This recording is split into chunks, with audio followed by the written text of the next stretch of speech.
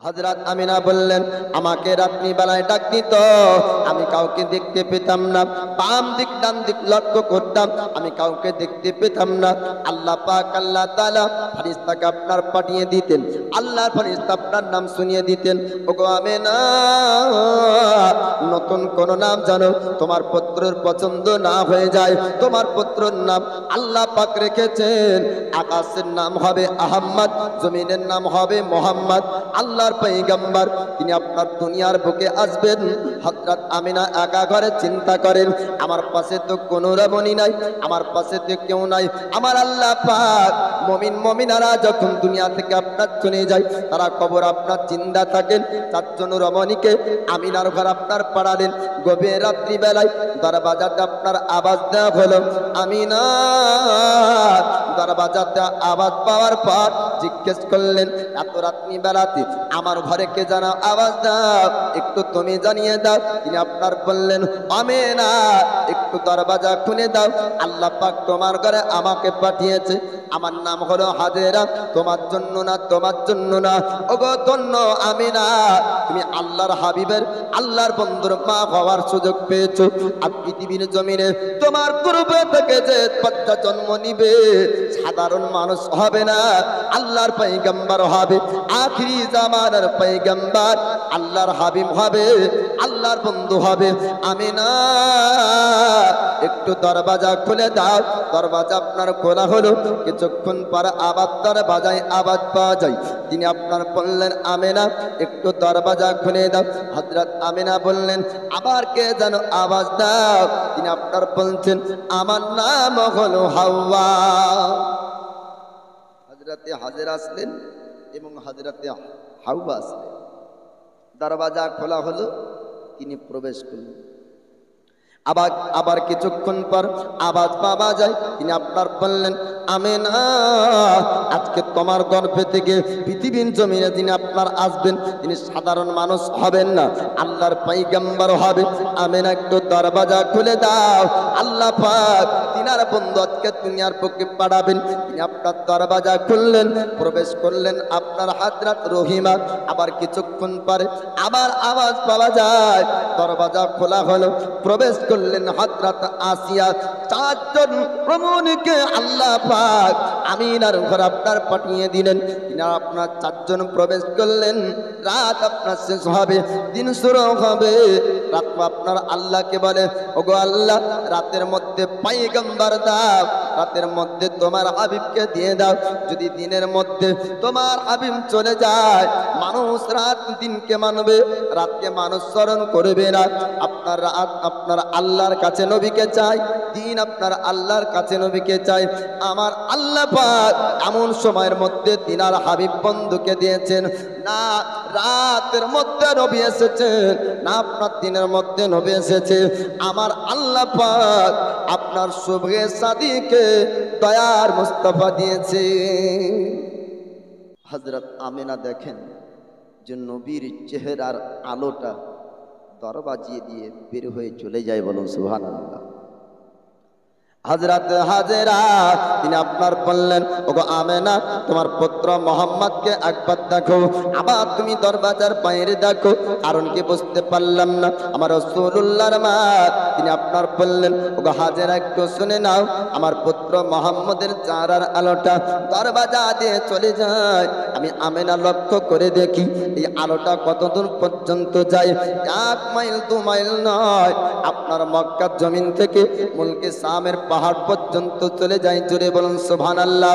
আল্লাহর পয়গম্বর ইমামুল আম্বিয়া নবীজি তিনি আপনার 2 হাত এবং 2 পা কানা টান দিয়ে সাজদা অবস্থায় গিয়ে আল্লাহ পাকের কাছে দোয়া করেন, ইয়া রাব্বি হাবলি উম্মতি, ইয়া রাব্বি হাবলি উম্মতি। পৃথিবীর জমিনে আল্লাহর পয়গম্বর এসেছেন, উম্মতের জন্য আপনার কান্না করেন।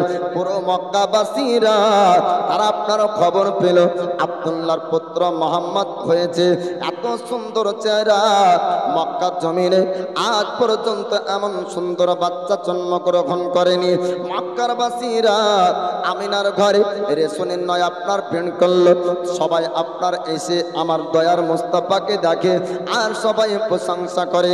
মক্কার জমিনে আজ পর্যন্ত এমন সুন্দর বাচ্চার জন্ম হয়নি। অলিতে একই প্রশংসা ছড়ে গেল। আমিনার গর্ভ থেকে আজকে 14 তারিখের চাঁদ হার মানবে এমন সুন্দর চেহারার মানব এসেছে পৃথিবীর জমিনে। নতুন যদি সুন্দর জিনিস আসে, গঙ্গা প্রসাদের মানুষ যেমন ভিড় করবে, তেমনি আপনার রাসূলুল্লাহকে দেখার জন্য মক্কাবাসীরা আর আপনার সবাই ভিড় করলো। আবু লাহাবের একজন বান্দে ছিল, নাম তার সয়বা। সয়বা ছুটতে ছুটতে আমিনার ঘর আপনার আসলেন। আসার পরে বলছেন, আমিনা একটু তোমার পুত্রকে দেখিয়ে দাও, এত সুন্দর চেহারা, আজ পর্যন্ত নাকি মক্কার জমিনে দ্বিতীয় মানুষ আসেনি। তিনি আপনার আসার পরে আমার দয়ার মুস্তাফাকে কোলে নিলেন। কোলে নেওয়ার পর আমিনাকে বললেন, আমিনা একটু যদি অনুমতি দাও, তোমার পুত্র মোহাম্মদকে আমার স্তন থেকে দুধ পান করাবো। আল্লাহ নবী ইমামুল আম্বিয়া পয়গম্বর আযম পৃথিবীর জমিনে তার প্রথম দুধ পান করেছিলেন তিনি অন্য কেউ না, আবু লাহাবের বন্দি আপনার সয়বা স্তন থেকে দুধ পান করালেন। দুধ পান করানোর পর ছুটতে লাগলেন মালিক আবু লাহাবের কাছে। ডাক দিয়ে বলেছিলেন, মালিক আবু লাহাব, আপনার ভাতিজা হয়েছে, নাম তার মোহাম্মদ। মক্কার জমিনে এমন সুন্দর বাচ্চা কোনোদিন সয়বা দেখতে পাইনি। আবু লাহাব বলল, ওরে সয়বা, আজ এত আনন্দের খবর আমাকে দিয়েছিস, যা যা, আমি তোকে আজাদ করে দিলাম, আমি তোকে মুক্তি করে দিলাম, আর কোনোদিন তোকে আমার বাড়িতে বন্দির কাজ করতে হবে না। আমার আল্লাহ পাক এই কাজটাকে এত পছন্দ আপনার করেছিলেন। সিয়াসিতটা হাদিস শরীফের মধ্যে আছে, আবু লাহাব জাহান্নামে জ্বলবে, কবরে তার আযাব হবে কিয়ামতের সকাল পর্যন্ত, কিন্তু একটা আঙ্গুল জাহান্নামে কোনোদিন জ্বলবে না, যে আঙ্গুল দ্বারা সয়বাকে আজাদ করেছিল। আল্লাহর নবী রহমতের পয়গম্বর মক্কা জমিনে আসলেন, পুরো মক্কাবাসীরা খুশি, খালি শহরে না পল্লী গ্রামে ওটাও শুনবেন। আল্লাহ পাক আল্লাহ তাআলা রহমতের পয়গম্বরকে পৃথিবীর জমিনে আপনার পাঠিয়েছেন। মক্কাবাসী আপনার সবাই খুশি, সবাই আপনার আনন্দ করে। শহরে না, আপনার শহরে না, পল্লী গ্রাম দেহাতি পর্যন্ত খবর শুনে যায়। নবী পাকের দুধমাতা হযরত হালিমা, তার ঘরের ঘটনা আপনারা বহু পূর্বেও শুনেছেন, কিন্তু আজকে আপনাদেরকে বলবো। জীবনীতে আপনার পাওয়া যায়, লেখনীতে আপনার পাওয়া যায়, গায়ক আপনার বলনেওয়ালা বক্তার জবান দ্বারাতে আপনারা শুনেছেন পাওয়া যায় যে রমণীরা এসেছিল, কেউ নিতে চাইল না। হালিমাতুস সাদিয়া অবশেষে নিয়েছিলেন, কিন্তু হাকিকাত বাস্তব হলো আমার দয়ার মুস্তাফা আরো কাছে আপনার যেতে চাননি। আমার নবী চেয়েছেন হালিমার ঘরে যাব, আর হালিমার গরিবীকে দূর করবো, জোরে বলুন। আল্লাহ পাক আল্লাহ তাআলা রহমতের পয়গম্বর আপনার পাঠিয়েছেন। হালিমাতুস সাদিয়া পল্লী গ্রামের আপনার রমণী ছিলেন। মক্কা শহরে নবী আমার কুরাইশ খানদানের মধ্যে আপনার জন্মগ্রহণ করেছেন। মক্কা শহর থেকে পল্লী গ্রামে প্রশংসা ছড়িয়ে গেল, দেহাতি গ্রামে আপনার প্রশংসা ছড়িয়ে গেল। হালিমাতুস সাদিয়া সঙ্গের সাথীরা, তারা বান্ধবীরা বলল, ওগো হালিমা, মক্কা শহরে কি যাবা না? বাচ্চা আনবে না, দুধ পান করাবে না? হালিমাতুস সাদিয়া বললেন, আমি তোমাদের সঙ্গে মক্কা শহর যাব। সমস্ত আপনার বান্ধবীদের সঙ্গে মক্কা শহরে আসছেন, সবাই আপনার বাচ্চা নেবেন, দুধ পান করাবেন, ইনাম পুরস্কার তারাও আপনার পাবে। হালিমাতুস সাদিয়ার দরবার সবারই আপনার সবার শেষে মক্কা শহরে যায়। সবাই মক্কা শহরে আপনার বান্ধবীরা আগে পৌঁছে গেল, তারা সবাই আপনার ছেলে নিয়ে আপনার বাড়ির দিকে ফিরে হালিমাতুস সাদিয়া অবশেষে মক্কা শহর পৌঁছালেন। আমিনার চোখে পানি ঝরে। হযরত আমিনাকে হালিমাতুস সাদিয়া বললেন, ওগো আমিনা, একটু তুমি জানিয়ে দাও তোমার চোখ দিয়ে কেন পানি? হযরত আমিনা বললেন, ও হালিমা, তোমার মতন অনেক রমণী আমার কাছে এসেছিল আমার পুত্র মোহাম্মদকে নিয়ে, তারা সব সবাই প্রশংসা করলো, কিন্তু কেউ নিয়ে যেতে চাইলো না। এর জন্য আমার চোখ দিয়ে পানি ঝরে যায়। আমার পুত্র যদি পিতা থাকতো, আজ আমার পুত্রকে রমণীরা নিয়ে যেত। হালিমাতু সাদিয়া তিনি আপনার বললেন, ওগো আমেনা, চিন্তা করবে না, একটু তোমার পুত্রকে দেখিয়ে দাও। আমরা বললে গ্রাম দেহাতি থেকে তোমার পুত্রের প্রশংসা শুনেছি। আজকে এমন সুন্দর বাচ্চা মক্কা শহরে এসেছে। মক্কা শহরে পূর্বে এমন সুন্দর চেহারার অধিকারী মানুষ আসেনি। ওগো আমেনা, একটু তোমার পুত্রকে দেখতে চাই। আল্লাহর পয়গম্বর ইমামুল আম্বিয়া নবী নূরের পয়গম্বরকে হযরত আমেনা যখন হালিমাতু সাদিয়ার কাছে দিলেন, হালিমাতু সাদিয়া ইসলাম থেকে দুধ পান করালেন। দুধ পান করানোর পর পরে আমেনা, আজ পর্যন্ত পৃথিবীর জমিনে অনেক বাচ্চাকে দুধ পান করিয়েছি, কিন্তু এমন সুন্দর বাচ্চা কোনোদিন হালিমার দুই চোখ দেখতে পাইনি। এমন সুন্দর বাচ্চা হালিমা কোনোদিন দেখতে পাইনি। ওরে আমেনা, একবার যদি তুমি অনুমতি দাও, একবার যদি ইজাজত দাও, তোমার পুত্র মোহাম্মদকে নিয়ে আমি হালিমা আমার ঘরের দিকে রওনা হব। জোরে জোরে বলুন সুবহানাল্লাহ। আমিনা তিনি আপনার পরে ছিলেন। ও হালিমা, চিন্তা করবে না, যদি আমার পুত্রকে তুমি নিয়ে যাও, দুধ পান করাবে, তুমি চিন্তা করো না। সবাই যেমন তোমাকে গিফট দেয়, সবাই যেমন তোমাকে উপহার দেয়, সবাই যেমন তোমাকে ইনাম দেয়, আমি আমিনা তোমাকেও ইনাম দিব। হযরত হালিমাতু সাদিয়া বললেন, ওরে আমিনা, চিন্তা করো না, টেনশন করো না, আমি হালিমার ইনাম পুরস্কারের জন্য না, আমি তোমার পুত্রকে দেখে আমার ভালো লেগেছে, আমি এই পুত্রকে নিয়ে যাব। তবে আমার স্বামীর কাছে একটা অনুমতি নিব। আপনার স্বামীকে জিজ্ঞেস করলেন, ওগো আমার প্রাণের স্বামী, আপনি বলুন বলুন, এই বাচ্চাকে আপনি নিয়ে অনুমতি ইজাজত দিবেন কিনা? স্বামী বললেন, ওগো বিবি, তুমি চিন্তা করো না, এই পুত্র মোহাম্মদকে নিয়ে তুমি আমাদের ঘরে যদি যাও, তবে আমাদের ঘরে বরকত আসবে। জোরে জোরে বলুন সুবহানাল্লাহ। হালিমাতু সাদিয়া তিনি আপনার নিয়ে গেলেন, দয়ার মুস্তাফাকে নিয়ে যাবেন বলে স্বামীর অনুমতি হলো। স্বামীর অনুমতিতে এবার আপনার বাড়ির দিকে নিয়ে যাচ্ছেন। সাবারির উপর উঠালেন, তো দুর্বল সবারই আর দুর্বল থাকে না, সাপ্পাল হয়ে যায়। জোরে বলুন সুবহানাল্লাহ। দয়ার নবীজি, আমরা তোমায় বলতে পারি না,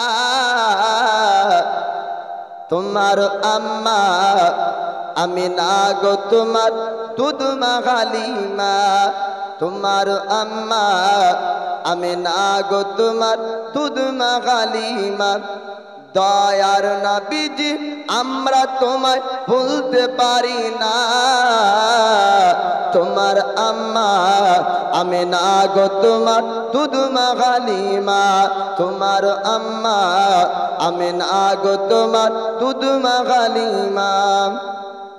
তুমি যখন এলে মা আমিনার ঘরে,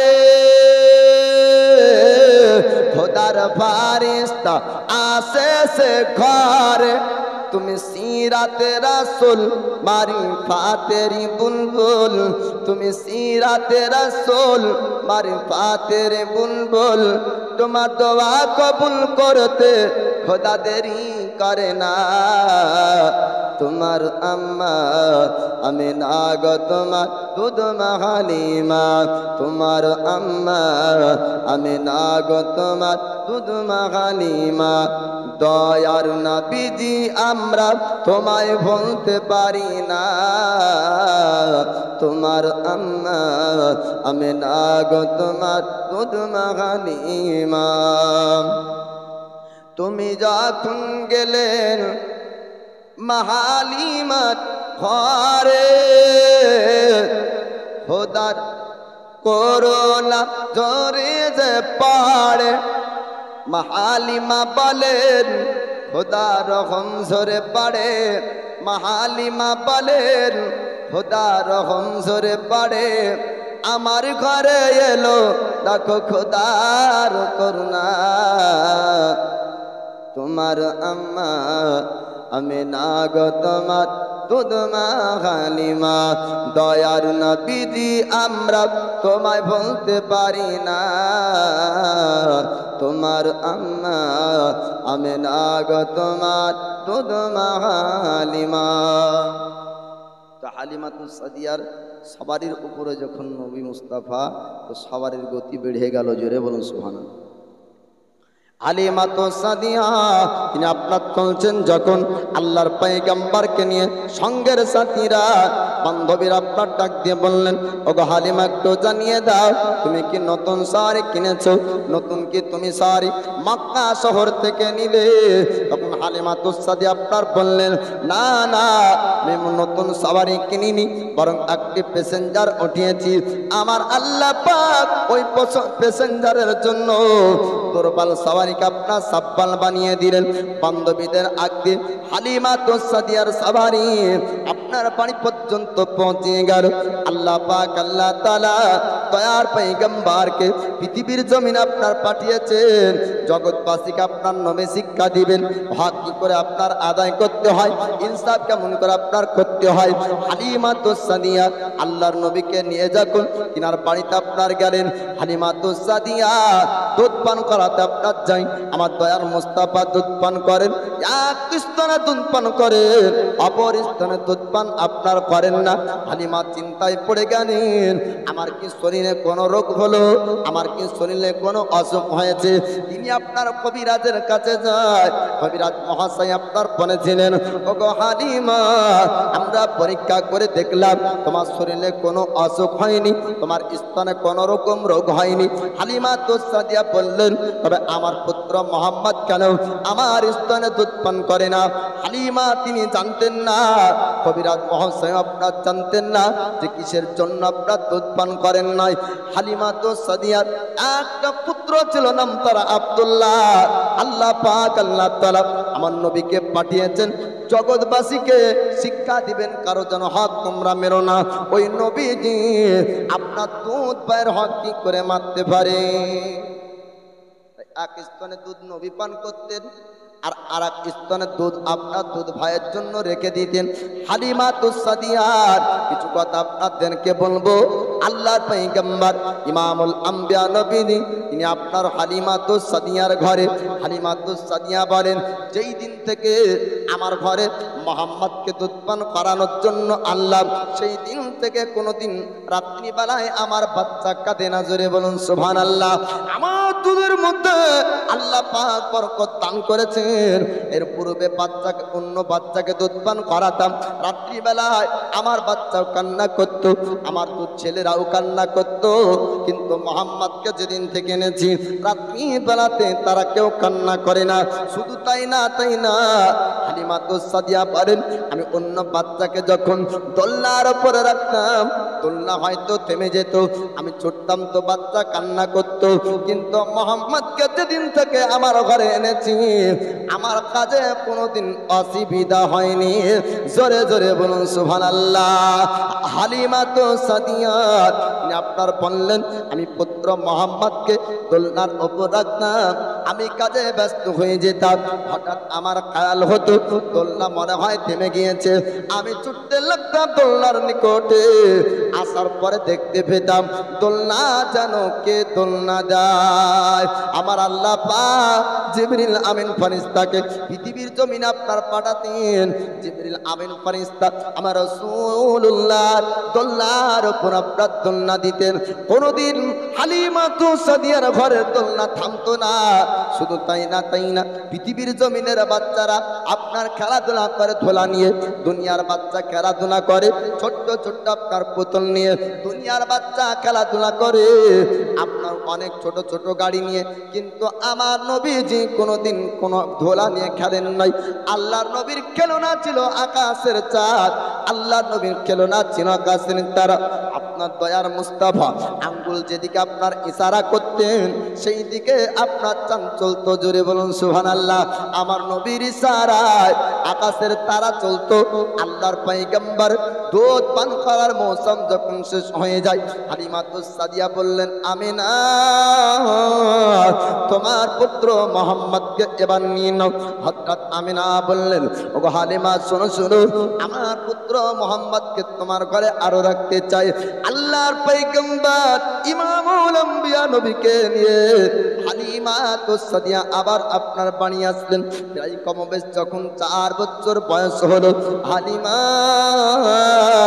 তিনি দয়ার পয়গম্বরকে দেখেন, তিনার আপনার চলা বলা আখলাক চরিত্র গুণ আস্তে আস্তে সুন্দর আলাপ পরিবর্তন হয়ে যায়। বলেন সুবহানাল্লাহ। পৃথিবীর জমিনে আল্লাহর পয়গম্বর কোনোদিন কারো কাছে আপনার অন্যায় করেননি, কাউকে আপনার আঘাত দেননি, জবানের কথা কোনোদিন আপনার মিথ্যা বের হয়নি।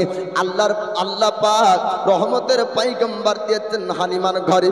হালিমা তুস সাদিয়াকে নবী আমার বললেন, ও মা জননী, আপনার পুত্র গেলাকে দেখা যায় তারা মেষ চড়ানোর জন্য, বকরি চড়ানোর জন্য তারা জঙ্গলে যায়। আমি তাদের সঙ্গে যাব, মেষ চড়াতে আমিও যাব, তাদের সঙ্গে ময়দান ভ্রমণ করব। কিন্তু আল্লাহর পয়গম্বর দুধ ভাইদের সঙ্গে ময়দান ভ্রমণ করেছেন, কিন্তু নবীকে কোনোদিন রাখল বলা চলবে না। আল্লাহ পাক রহমতের পয়গম্বর করে, দোজাহানের বাদশা করে পৃথিবী জমিন আপনার যাকে পাঠিয়েছেন, তিনি নবী কখনো রাখাল হতে পারেন না। জোরে বলুন সুবহানাল্লাহ। নবীকে রাখাল বলা চলে না। যে শব্দ নবীর শানে ছোট শব্দ হবে, এমন শব্দ আনা চলবে না। নবীর পিতা মাতা ছিল না, কিন্তু নবীকে ইয়াতিম বলা চলে না। জি, নবীকে ইয়াতিম বলা চলে না। ইয়াতিম শব্দ অন্যের জন্য ব্যবহার হবে, নবীর জন্য ব্যবহার হবে না। আরো বহু শব্দ আছে, ওগুলি ব্যবহার করতে হবে। আল্লাহ পাক আল্লাহ তাআলা রহমতের পয়গম্বর পাঠিয়েছেন। আল্লাহর নবী বললেন, ও মা জননী, আমি ময়দান ভ্রমণ করতে যাব। এবার ময়দান ভ্রমণ করতে যাবে।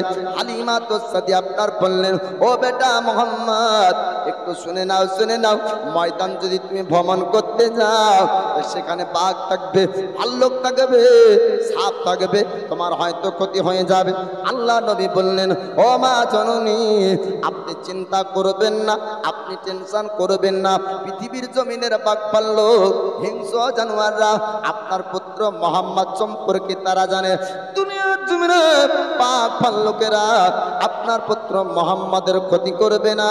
আমার নবী এমন কথা বললেন। হালিমা তুস সাদিয়ার তবুও অন্তরে ভয় হলো, যদি বাঘ ভাল্লুক আক্রমণ করে, যদি সর্প এসে আঘাত করে দেয়, তার জন্য হালিমা তুস সাদিয়া বলছেন, বেটা মোহাম্মদ, যাবার জন্য তুমি আবেদন করো না, জিদ করো না, আমি হালিমা তোমাকে যেতে দিব না।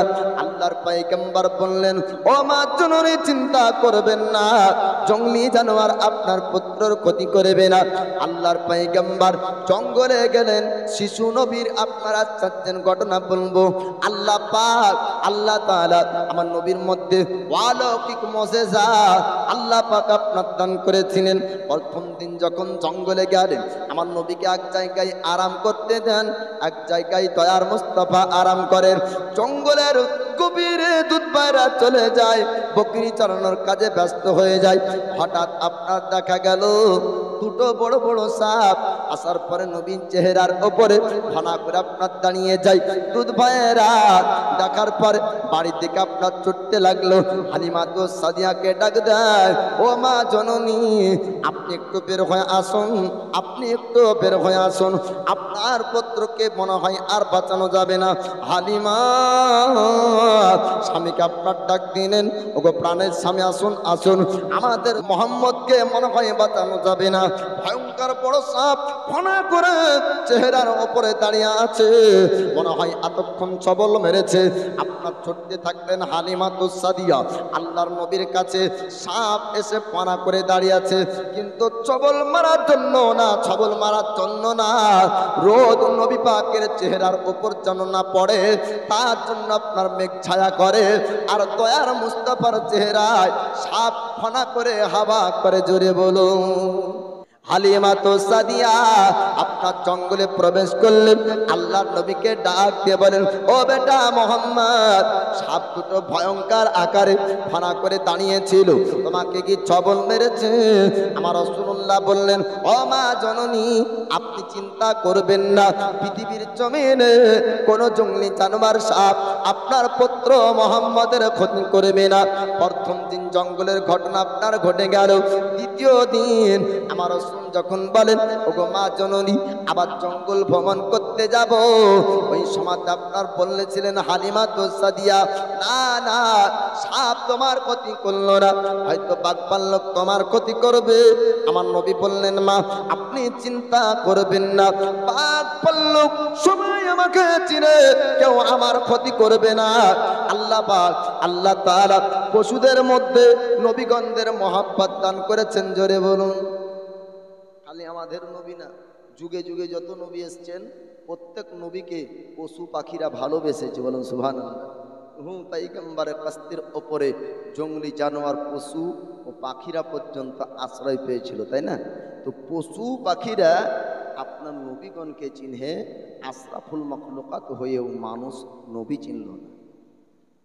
আল্লাহ পাক, আল্লাহ তাআলা আমার দয়ার পয়গম্বরের মহব্বত জঙ্গলি জানোয়ারদের মধ্যে আল্লাহ পাক আপনার দিয়েছেন। হালিমা তো সাদিয়া আপনার বললেন, ওগো বেটা মোহাম্মদ, জঙ্গলে যদি তুমি যাও, যদি ক্ষতি হয়ে যায়, তোমাকে জঙ্গল যেতে দেব না। আল্লাহর নবী বললেন, ও মা জননী, আপনি চিন্তা করবেন না, আপনি টেনশন করবেন না, পৃথিবীর জমিনের জঙ্গলি জানোয়ার, হিংস্র জানোয়াররা আপনার পুত্র মোহাম্মদ সম্পর্কে তারা জানে। আল্লাহ নবী ইমামুল আম্বিয়া দ্বিতীয় দিন জঙ্গল প্রবেশ করলেন। ভাইরা গভীর জঙ্গলে বকনি চালানোর কাজে ব্যস্ত হয়ে যায়, আর এদিকে জঙ্গলে জানোয়ার বাঘ ভাল্লুক তাদের পরিভাষায় মিটিং করে এক জায়গায় গচ্ছিত হয়েছে। আপনার বকনি ছাগলগুলাকে আটক করে ঘেরাও করলো। দুধ পায়রা কাঁদতে কাঁদতে ছুটতে লাগলো আপনার বাড়ির দিকে। আমার নবী বললেন, ভাই একটু তোমরা দাঁড়িয়ে যাও, এত কেন কান্নার আওয়াজ, এত কি হয়েছে, কেন তোমরা বাড়ির দিকে রওনা হয়? দুধ ভাই তারা আপনার বলল, ও ভাই মোহাম্মদ, আপনি বাড়ির দিকে আসুন, আপনি বাড়ির দিকে আসুন, যদি জঙ্গল থাকে তবে বাঘ আপনাকে খেয়ে ফেলবে, ভাল্লুক আক্রমণ করবে, জঙ্গলি জানোয়াররা আমাদের ছাগলগুলা আটক করেছে, আমাদের বকরিগুলা আটক করেছে। আল্লাহ নবী বললেন, ভাই তোমরা চিন্তা করবে না, আমি মোহাম্মদ বাঘের সঙ্গে আমি কথা বলবো, বাঘ আমার সঙ্গে কথা বলবে। একবার জোরে জোরে বলুন সুবহানাল্লাহ। আল্লাহ পাক সমস্ত ভাষার পণ্ডিত করে পৃথিবী জমিনে তিনার পয়গম্বর পাঠিয়েছেন।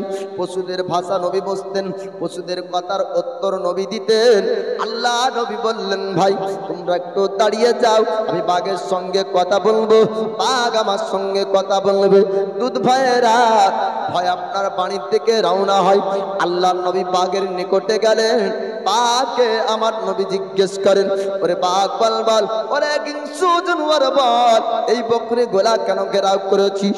বাঘ তাদের পরিভাষায় বলেছিলেন, হুজুর আপনি চিন্তা করবেন না, আমাদের ভোগকে মিটানোর জন্য না, ক্ষুধার্তকে দূর করার জন্য না, আপনার বকরি ছাগলগুলা ঘেরাও করেছি। ইয়া রাসূলুল্লাহ, ইয়া হাবিবাল্লাহ, ওগো আল্লাহর পয়গম্বর, আপনার নূরানী চেহারাকে একবার জীবনে দেখব, এটা আমাদের মনের ইচ্ছা, মনের আশা। আজ এক নয় দুই নয়, প্রায় কমবেশ চারটি বছর কেটে গেল। হুজুর আমরা কেউ গ্রামে যেতে পারিনি, মানুষ আমাদেরকে বল্লম মারবে, মানুষ আমাদেরকে তীর মারবে। ইয়া রাসূলুল্লাহ, আপনি জঙ্গলে এসেছেন, হুজুর আপনার নূরানী চেহারাকে দেখব বলে বকরি গুলা ঘেরাও করা, ভোগ মিটানোর জন্য না, হুজুর আপনার দিদারের একটি বাহানা। বেরাহে দিল পড়ে চারখান যে আমার, ইয়া রাসূলুল্লাহ আমার কেউ নেই তুমি ছাড়া সাহারা, ইয়া রাসূলুল্লাহ। কত জনে দেখে তোমায় কলিজা শীতল হয়ে যায়, কত জনে দেখে তোমায় কলিজা শীতল হয়ে যায়। আমাকে দাও না দিদার আকবার ইয়া রাসূলুল্লাহ, আমার কেউ নেই তুমি ছাড়া সাহারা ইয়া রাসূলুল্লাহ। বিরাগে দিল পড়ে চারকার যে আমার ইয়া রাসূলুল্লাহ, আমার কেউ নাই তুমি ছাড়া সাহারা ইয়া রাসূলুল্লাহ। বিরাগে দিল বেকার জান গোলামের জং ধরায়ে প্রাণ, বিরাগে দিল বেকার জান গোলামের জং ধরায়ে প্রাণ। ورفعنا لك ذكرك ورفعنا لك ذكرك তবশন ইয়া রাসূলুল্লাহ, আমার কেউ নাই তুমি ছাড়া সাহারা ইয়া রাসূলুল্লাহ। বিরাগে দিল পড়ে চারকার যে আমার ইয়া রাসূলুল্লাহ, আমার কেউ নাই তুমি ছাড়া সাহারা ইয়া রাসূলুল্লাহ। মুলাকাতের আসাবুকে নিয়ে মরি ঢুকে ঢুকে, মুলাকাতের আসাবুকে নিয়ে মরি ঢুকে ঢুকে। তুমি যে শাফাআতকারী, তুমি যে শাফাআতকারী হাসরে ইয়া রাসূলুল্লাহ, আমার কেউ নাই তুমি ছাড়া সাহারা ইয়া রাসূলুল্লাহ। বিরাগে দিল পড়ে চারকার যে আমার ইয়া রাসূলুল্লাহ, আমার কেউ নাই তুমি ছাড়া সাহারা ইয়া রাসূলুল্লাহ। দয়ার নবীর দুধ ভাইরা যাচ্ছেন বাড়ির দিকে। রহমতের নবীকে বনের পশুরা পর্যন্ত চিনে। নবী পাকের সিনাজাক হয়েছিল 4 বছর বয়সে। বলবো বাবা, আল্লাহর নবী হাবিবুল্লাহ তিনি বনের পশুদের সঙ্গে কথা বলেন। তারা বলে হুজুর আপনাকে দেখব একবার মনের আশা, তাই আজ সুযোগ পেয়েছি বনে, আজ আপনাকে 2 চোখ ভরে আমরা দেখতে চাই। বলুন সুবহানাল্লাহ। জঙ্গলে জানোয়াররা তারা আপনার বলল হুজুর আপনাকে দেখার আশা করে আমরা বকরি ঘোরাও করেছি। ইয়া রাসূলুল্লাহ, ইয়া হাবিবাল্লাহ, ওগো আল্লাহর পয়গম্বর, আজকে আপনি লক্ষ্য করে দেখুন, বাঘকে যদি আপনার ডাকে হরিণ থাকবে না, আর হরিণকে যদি আপনার বাঘ ডাকে তো হরিণের উপর হামলা করবে। ইয়া রাসূলুল্লাহ, ইয়া হাবিবাল্লাহ, ওগো আল্লাহর পয়গম্বর, আজকে আপনাকে দেখার জন্য, আপনার দিদারের জন্য হুজুর আজ বাঘকে দেখে হরিণ পালায় না, আর হরিণকে দেখে বাঘ হামলা করে না। ইয়া রাসূলুল্লাহ, ইয়া হাবিবাল্লাহ, হুজুর আপনাকে দেখার জন্য আমাদের ভোগ মিটে গিয়েছে, আমাদের লালস দূর হয়ে গিয়েছে।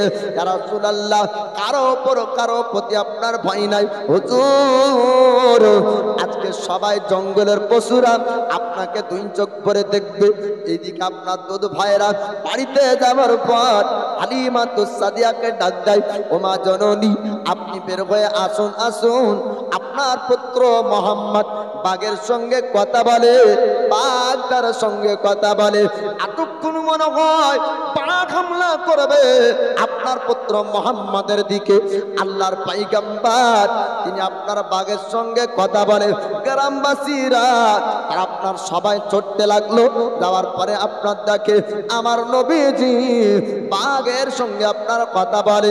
এবার হালিমাতুস সাদিয়া বললেন, ও বেটা মোহাম্মদ, একটু তুমি জানিয়ে দাও বাঘ কি তোমার উপর আক্রমণ করেছে? বাঘ কি তোমার ক্ষতি করলো? ভাল্লুক কি তোমার ক্ষতি করলো? তিনি আপনার বললেন, না না, তারা আমার ক্ষতি করলো না, বরং তারা পুকুরে ঘোরাফেরা করেছে, আমাকে একবার তারা দেখবে বলে। আল্লাহর পয়গম্বর তিনি আপনার ওখান থেকে চলে আসলেন। হালিমাতুস সাদিয়া সাদিয়ার অন্তরে ভয় হয়ে গেল। আপনার বললেন, বেটা মোহাম্মদ, আর জঙ্গল তোমাকে যেতে দেব না। তৃতীয় দিন আমার নবী বললেন, মা জননী, আপনি চিন্তা করবেন না, আবার জঙ্গল ভ্রমণ করাবো, একটু আপনি অনুমতি দেন। আমার দয়ার পয়গম্বর তৃতীয় দিনে জঙ্গলে যাবেন। ভাইরা, আপনার নবীকে এক জায়গায় রাখলেন, পাহাড়ের উঁচুতে আপনার বকনি নিয়ে চলে যায় আল্লাহর পয়গম্বরের কাছে। দুইজন আপনার সাদা লেবাস পরিধান করা ব্যক্তি আসলেন, হাতে তাদের ছিল আপনার চূড়া। দয়ার নবীর আপনার বাজো মোবারক করলেন, জঙ্গলের এক কিনারায় আপনার নিয়ে চলে যায়। দুধ ভাইরা দেখার পরে আপনার ছুটতে লাগলেন বাড়ির দিকে। ডাক দেয় আপনার হালিমা সাদিয়াকে, ও মা জননী, আপনি একটু বের হয়ে আসুন আপনার পুত্র মোহাম্মদের কাছে। আজ কোনো পাক ফল্লুক না, কোনো হিংস্র জানোয়ার না, আজ দুপায়ে মানুষ এসেছে। হয়তো কোনো ডাকাত হবে, কোনো ডাকু হবে, ছিনতাইকারী হবে, কোনো আপনার চোর হবে, কোনো লুটারি হবে, কোনো মাস্তান হবে, কোনো ডাকাত হবে। ও মা জননী, তাদের হাতে ছোরা দেখতে পাওয়া যায়। সুন্দর পোশাক পরিধান করা ব্যক্তি, সাদা লেবাস পরিধান করা ব্যক্তি আমার ভাই মোহাম্মদের বাজু ধরলো, জঙ্গলের এক কিনারায় নিয়ে গেল। এতক্ষণ মনে হয় জবাই করবে। হালিমা সাদিয়া গ্রামবাসীদেরকে ডাক দেয়, ওগো গ্রামবাসীরা, তোমরা একটু সবাই আসো, আমার পুত্র মোহাম্মদের কাছে নাকি ডাকাত এসেছে, ছিনতাইকারী এসেছে। আমার পুত্র মোহাম্মদের উপর হয়তো তারা আক্রমণ করবে। আল্লাহর পয়গম্বর ইমামুল আম্বিয়া নবীর কাছে গ্রামবাসীরা ছুটতে লাগলো। যাবার পর আপনার দেখা যায় আল্লাহ নবীর উপর কেউ আপনার হামলা করেনি। এক জায়গায় দয়ার পয়গম্বর বসে হযরত হালিমা সাদিয়া জিজ্ঞেস করলেন, বেটা মোহাম্মদ, একটু তুমি জানিয়ে দাও, তোমার উপর কি ডাকাতের হামলা হয়েছিল? তোমার কাছে কি কোনো সূরা নিয়ে কোনো ব্যক্তি এসেছিল?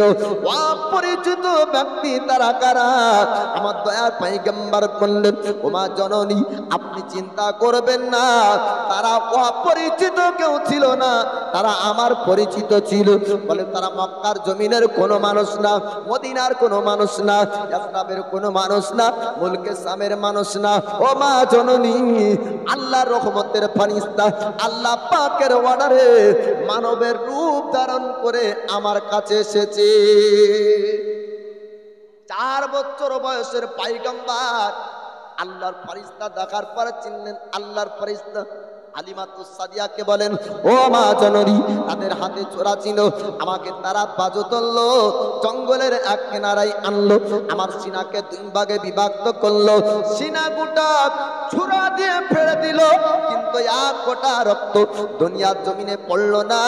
ও মা জননী, শুধু তাই না, আল্লাহ পাক কিছু জিনিস আমার মধ্যে দিয়েছেন, যার সিনাকে 2 ভাগে ভাগ করার পরে আমার ভিতরে আল্লাহ পাক পাওয়ার স্পেশাল ক্ষমতা দান করেছেন। জোরে বলুন সুবহানাল্লাহ।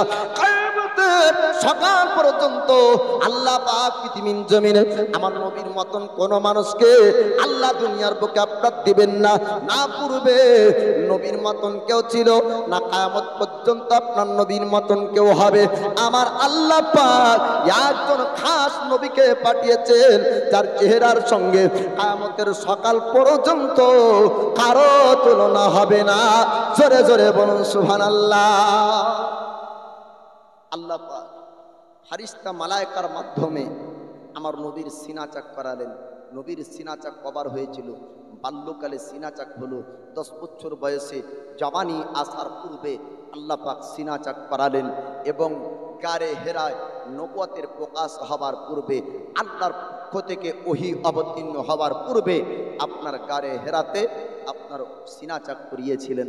এবং যখন শবে মেরাজ, লাইলাতুল মেরাজ, আল্লাহর সঙ্গে দিদার করতে যাবেন, তখন আল্লাহ পাক একবার সিনা চাক করিয়েছিলেন। একবার নয়, একাধিকবার আল্লাহ পাক নবীর সিনা চাক করিয়েছিলেন। বলুন সুবহানাল্লাহ। নবী দুনিয়াতে চললে ছায়া হতো না, নবীর সিনা ফাড়লে রক্ত পড়তো না। জোরে বলুন সুবহানাল্লাহ। নবীর মতন মানুষ দুনিয়াতে হতে পারে না। 4 বছর বয়স মোকাম্মাল, 5ম বছর বয়স শুরু। 6 বছরের পূর্বে হালিমার ঘর থেকে নিয়ে চলে আসলেন হালিমা। পূর্ণ জীবনী ধারাবাহিকভাবে বললে রাত শেষ। হালিমা আমিনাকে এনে দিলেন। 6 বছর বয়সে হযরত আমিনা দয়ার নবীকে নিয়ে গেলেন মদিনা। মদিনা থেকে ফেরার পথে, মানে মদিনাতে হলো নবীর নানার বাড়ি, ওহাব বিন মান্নাফ দয়ার নবীর নানা। মদিনা থেকে ফেরার পথে ইন্তেকাল হয় মা জননীর, দাফন হলো রাস্তায়। উম্মে আইমান হযরত আমিনার বান্দি উম্মে আইমান সঙ্গে নিয়ে আসলেন দয়ার নবীকে মক্কা শহরে। উম্মে আইমান দেখভাল করলেন। 8 বছর বয়স আব্দুল মুতাল্লিব দয়ার নবীর দাদর ইন্তেকাল হলো। 8 বছর বয়সে চাচা আবু তালিবের দায়িত্বে দয়ার নবী থাকলেন। 8 বছর বয়সে পবিত্র ঘর কাবার তাওয়াফ করে পিঠ লাগিয়ে দিলেন কাবাতে। মক্কাবাসীরা বলেছিলেন আবু তালিবকে, আগো আবু তালিব কুরাইশের সর্দার, কাবার মুতাল্লি, আমরা দেখেছি আমাদের পূর্বপুরুষ কুরাইশের সর্দার, তাদের কাছে আসে এবং আসমান থেকে পানি বর্ষণের দোয়া চায়, আপনি একটু দোয়া করুন যেন মক্কাতে পানি হয়। তো নবী হাত উঠালেন 8 বছর বয়সে, এত পানি আল্লাহ দিয়েছিলেন, মক্কাবাসীরা বলেছিল আজ পর্যন্ত কোনোদিন এরকম পানি হয়নি, বলেন সুবহানাল্লাহ। 12 বছর বয়সে সর্বপ্রথম আবু তালিবের সঙ্গে ব্যবসার জন্য মুলকে সাম মাসহুর বাজার বুসরার বাজারে দয়ার মুস্তাফাকে নিয়ে প্রথম মুলকে সামের সফর করালেন আবু তালিব। 12 বছর বয়সের সফরে গিয়ে একজন ব্যক্তি পণ্ডিত রাহিব নামক সেই পণ্ডিত বলেছিল, ওগো আবু তালিব যাকে সঙ্গে নিয়ে এসেছো 12 বছরের জওয়ান, এ সাধারণ মানুষ না, আল্লাহর পয়গম্বর। জোরে বলুন। সাধারণ মানুষের চেহারার মধ্যে আর এর চেহারার মধ্যে পার্থক্য আছে। তাওরাত ইনজিল জবর কিতাবে আল্লাহ পাক জানিয়েছেন আখিরি জামানার নবী হয়ে আসবেন যিনি, তিনি কুরাইশের খানদানের সন্তান হবে, নাম হবে মুহাম্মদ। তার চেহারার সঙ্গে কারো চেহারার মিল হবে না। লম্বা মানুষ যদি তার পাশে দাঁড়িয়ে যায় তারপরেও নবীর কাছে ছোট লাগবে। জোরে বলুন। কোনোদিন কোনো লম্বা মানুষকে নবীর পাশে দাঁড় করিয়ে দিলে নবীকে তার থেকে ছোট লাগবে। লম্বা মানুষ দাঁড়িয়ে গেল নবীর পাশে, তাকে ছোট লাগবে। দয়ার মুস্তাফাকে 12 বছর বয়সে রাহেব নামক পণ্ডিত চিনতে পারলেন। আবু তালিবকে বললেন বসরার বাজার যেন না, বাড়ি ফিরে যান, ইহুদি নাসারারা চিনতে পারলে আক্রমণ করবে, হামলা করবে। ফিরে আসলেন। দয়ার নবীর বয়স 20 বছর হলো। সর্বপ্রথম জং হয়েছিল, তার নাম হলো জঙ্গে ফজর। জঙ্গে ফজর দয়ার নবী চাচাদের হাতে কেবলমাত্র তীর উঠিয়ে দিয়েছেন, কোনোদিন কাউকে আঘাত করেননি। জোরে বলুন সুবহানাল্লাহ। নবী দেখলেন জঙ্গে ফজরের পরে খানদানে খানদানে যুদ্ধ লাগাতে বহু মানুষের রক্ত ঝরে এবং জান চলে যায়। নবী একটি মায়দা ডেকেছিলেন, একটি মিটিং ডেকেছিলেন পুরো মক্কার সর্দারদেরকে নিয়ে। ও মক্কার সর্দারেরা, খানদানে খানদানে যুদ্ধ, গোষ্ঠীতে গোষ্ঠীতে দ্বন্দ্ব আর কতদিন ধরে করবে? আসো একটা আপোষ করি। জোরে বলুন সুবহানাল্লাহ। আজ বেধর্মীরা ইসলামের ওপর আঙ্গুল উঠে বলে মুসলিম আপনার সন্ত্রাসী, মুসলিম টেররিস্ট, আপনার মুসলিম জঙ্গি, মুসলিম অত্যাচার করে, মুসলিম বোম বাঁধে, মুসলিম আপনার ধর্মের প্রতিষ্ঠানের উপর আঘাত আনে। পূর্বের ইতিহাস উঠিয়ে দেখো, আজ থেকে আপনার 1450 বছর পূর্বে আমার দয়ার মুস্তাফা বলেছিলেন ইহুদিদেরকে, নাসারাদেরকে, বেধর্মীদেরকে যে শোনো মক্কাবাসীরা, খানদানে খানদানে যুদ্ধ করে রক্ত তোমরা ঝরায় না, আসো আপোষ করি। আর কোনো সমস্যার সম্মুখীন হলে আমরা পরামর্শ হিসাবে আমরা সমাধান করব, তরবারি দিয়ে না। জোরে বলুন সুবহানাল্লাহ। নবুয়তের প্রকাশ তখন হয়নি। মক্কাবাসীরা এই মায়দাতে এত খুশি হয়েছিল আর তারা বলেছিল আল আমিন মুহাম্মদের ফয়সালা হলো আলা ফয়সালা। জোরে বলুন সুবহানাল্লাহ। তারা সবাই খুশি। 20 বছর বয়স দয়ার নবীর জঙ্গে ফজরের পরে মায়দা করলেন।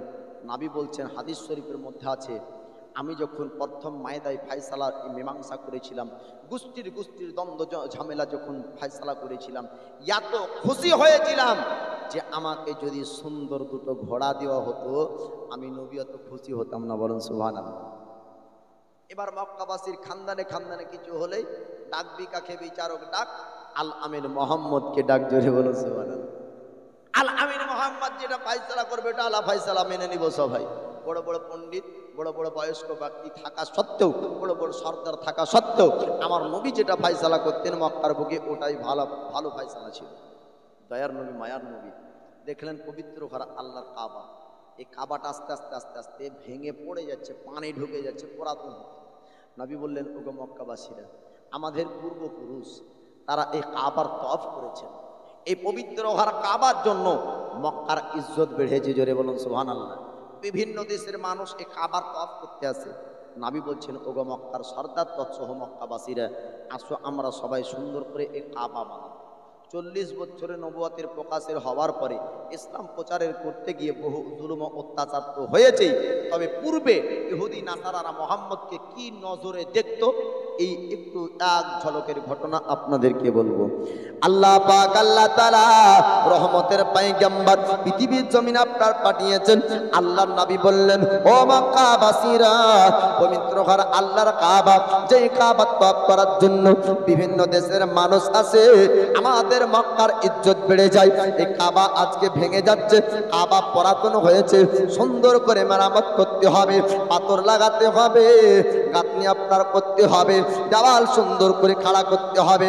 মক্কাবাসীরা আর আপনার সবাই আসলো আমার রাসূলুল্লাহর ডাকে, তারা সবাই পাথর এনে দেয়। কাবার আপনার কাজ শুরু হয়ে গেল, সুন্দর করে আপনার কাবা আপনার তৈরি হবে। মসজিদ শহীদ করে আপনার মার্বেল লাগানো মসজিদ যেমন হয়, কাবাকে আপনার সুন্দর করে মেরামত করে আবার সুন্দর কাবা আপনার বানাবেন। আল্লাহর নবী হাবিবুল্লাহ মক্কার সর্দারদেরকে বললেন, ও সর্দারেরা, আপন আপন খানদানের মানুষদেরকে ডাক দাও, লেবারদেরকে ডাক দাও, সকলকে নিয়ে আমরা কাবাকে সুন্দর করে বানাবো। সমস্ত মক্কাবাসীরা আপনার পাথর উঠিয়ে দেয়, সুন্দর করে আপনার কাবার মেরামত হয়। অবশেষে আপনার যখন হাজরে আসওয়াদ জান্নাতের পাথর আপনার চাপাবে, তখন আপনার গোষ্ঠীতে আবার দ্বন্দ্ব লেগে যাওয়ার সম্ভাবনা হলো। কেউ আপনার পানে পাথরটা আমি চাপাবো, আর একজন বলে আমি চাপাবো, কারণ তাদের আপনার ইচ্ছা ছিল, তাদের আপনার এরকম মনোভাবনা ছিল যে পাথর যে আগে চাপিয়ে দিবে তার খানদানে ইজ্জত বেড়ে যাবে, মানুষ তার প্রশংসা করবে, মানুষ তারা আপনার সবাই বলবে অমুক খানদানে ব্যক্তি হাজরে আসওয়াদের পাথর চাপিয়েছে। একটা পাথর চাপানোকে কেন্দ্র করে আবার খানদানে যখন যুদ্ধ লাগার সম্ভাবনা হলো, তখন আল্লাহর পক্ষ থেকে একজন শাইখ বৃদ্ধ ব্যক্তি আপনার আসলো। আসার পর বলল, ও মক্কাবাসীরা, একটু তোমরা দাঁড়িয়ে যাও, আর পুনরায় তোমরা রক্ত ঝরায়ও না, আর খানদানে তোমরা লড়াই করো না। ও মক্কাবাসী, আমি তোমাদেরকে একটা কথা বলবো, তোমরা কি মানবে? সমস্ত সর্দার বললেন, আপনি অপরিচিত একজন বৃদ্ধ, আপনার পরামর্শ যদি সুন্দর হয়, মানার মতন যদি হয়, আপনার পরামর্শ আমরা মানব। তখন সে আপনার বলল, ও মক্কাবাসীরা, তোমরা আজকে সবাই বাড়ি চলে যাও, কেননা তোমরা কেউ কারো কথা মানবে না, সবাই পাথর চাপাতে চাইবে। এই পাথরকে কেন্দ্র করে আবার মক্কাতে রক্ত ঝরবে, আমি আর মক্কার রক্ত দেখতে চাই না, সবাই তোমরা বাড়ি চলে যাও।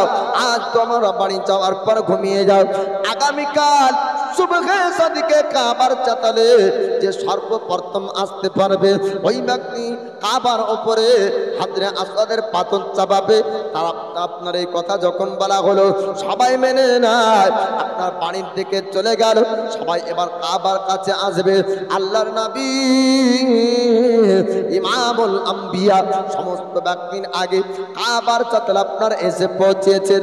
সবাই আপন আপন ঘোড়া নিয়ে আপনার ছুটে, কেউ আপনার উট নিয়ে আপনার ছোটে। কাবার কাছে যদি আগে যেতে পারি, হাজরে আসওয়াদের পাথর চাপাতে পাবো, আর খানদানের নাম রোশন করব, খানদানের ইজ্জত বাড়বে, খানদানের প্রশংসা বাড়বে। এর জন্য সবাই আপনার চড়ে আসার পর দেখা যায় আমার পয়গম্বর ইমামুল আম্বিয়া নবী আবার ওই কাবার চাতালে হাজির হয়েছেন। জোরে বলো। মক্কাবাসীরা তারা সবাই আপনার বলেছিল, মুহাম্মদ আজকে হাজরে আসওয়াদের পাথর তুমি চাপাবে, আর কুরাইশের ইজ্জত সম্মান বেড়ে যাবে। আমার নবীর ফয়সালা আপনার দেখুন। আল্লাহর নবী বললেন, ওগো মক্কাবাসীরা, কেউ চিন্তা করবে না, আমি মুহাম্মদ কি করি তোমরা একটু দেখে নাও। যদি আমি পাথর চাপাই, কুরাইশের ইজ্জত বাড়বে, যদি আরেকজন চাপাই, তার খানদানের ইজ্জত বাড়বে। তোমরা একটু দেখো আমি মুহাম্মদ কি করি। আল্লাহর পয়গম্বর একটি একটি চাদর বিছিয়ে দিলেন আর চাদরের উপরে জান্নাতি পাথর আপনার চাবালেন। নবী বললেন, ও মক্কাবাসীরা, আর কেউ মক্কায় রক্ত ঝরায় না, খানদানে খানদানে যুদ্ধ করো না, সবাই আসো, একজন করে সর্দারকে ডাকো। প্রতিটা খানদানের একজন করে সর্দার আপনার চাদরের কাছে আসলেন। আল্লাহর নবী হাবিবুল্লাহ, শান্তির আপনার বার্তা দেনেওয়ালা আল্লাহ আমিন মোহাম্মদ, আল্লাহর পয়গম্বর, তিনি আপনার বললেন, ও মক্কার সর্দারেরা, সবাই চাদরে একজন একজন করে হাত রাখো। প্রতিটা খানদানের সর্দার চাদরে হাত রাখলো। আল্লাহর নবী চাদরে হাত রাখলেন, একই সঙ্গে কাবার উপরে জান্নাতি পাথর চাপালেন।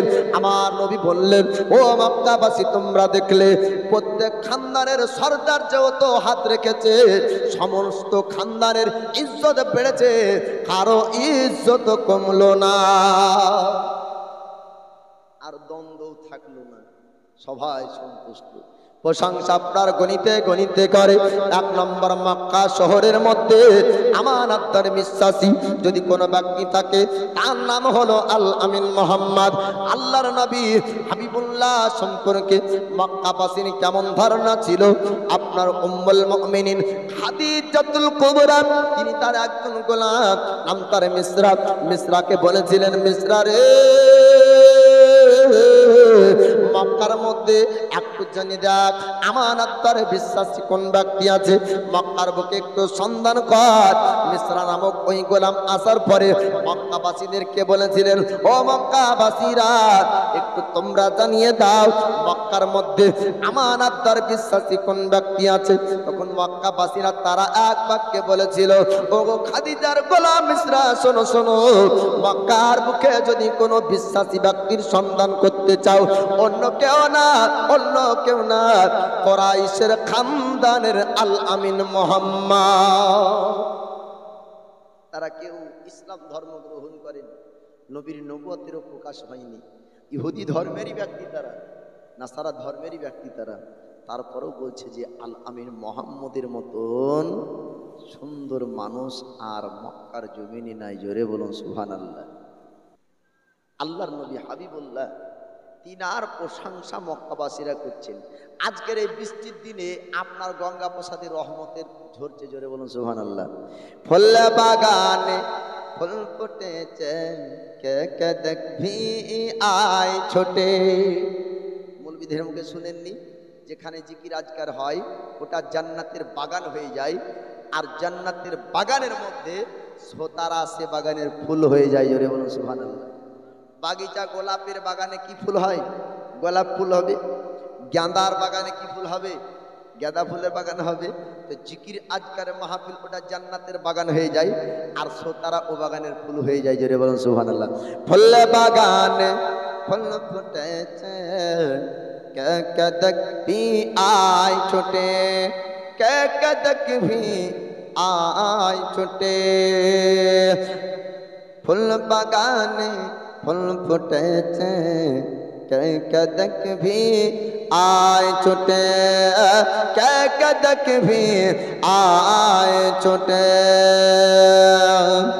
দয়ার নবীর একটি মুজিজা আমি অধম আজ বলে যাই, আমি অধম আজ বলে যাই, কে নাবির আঙ্গুলের ইশারা,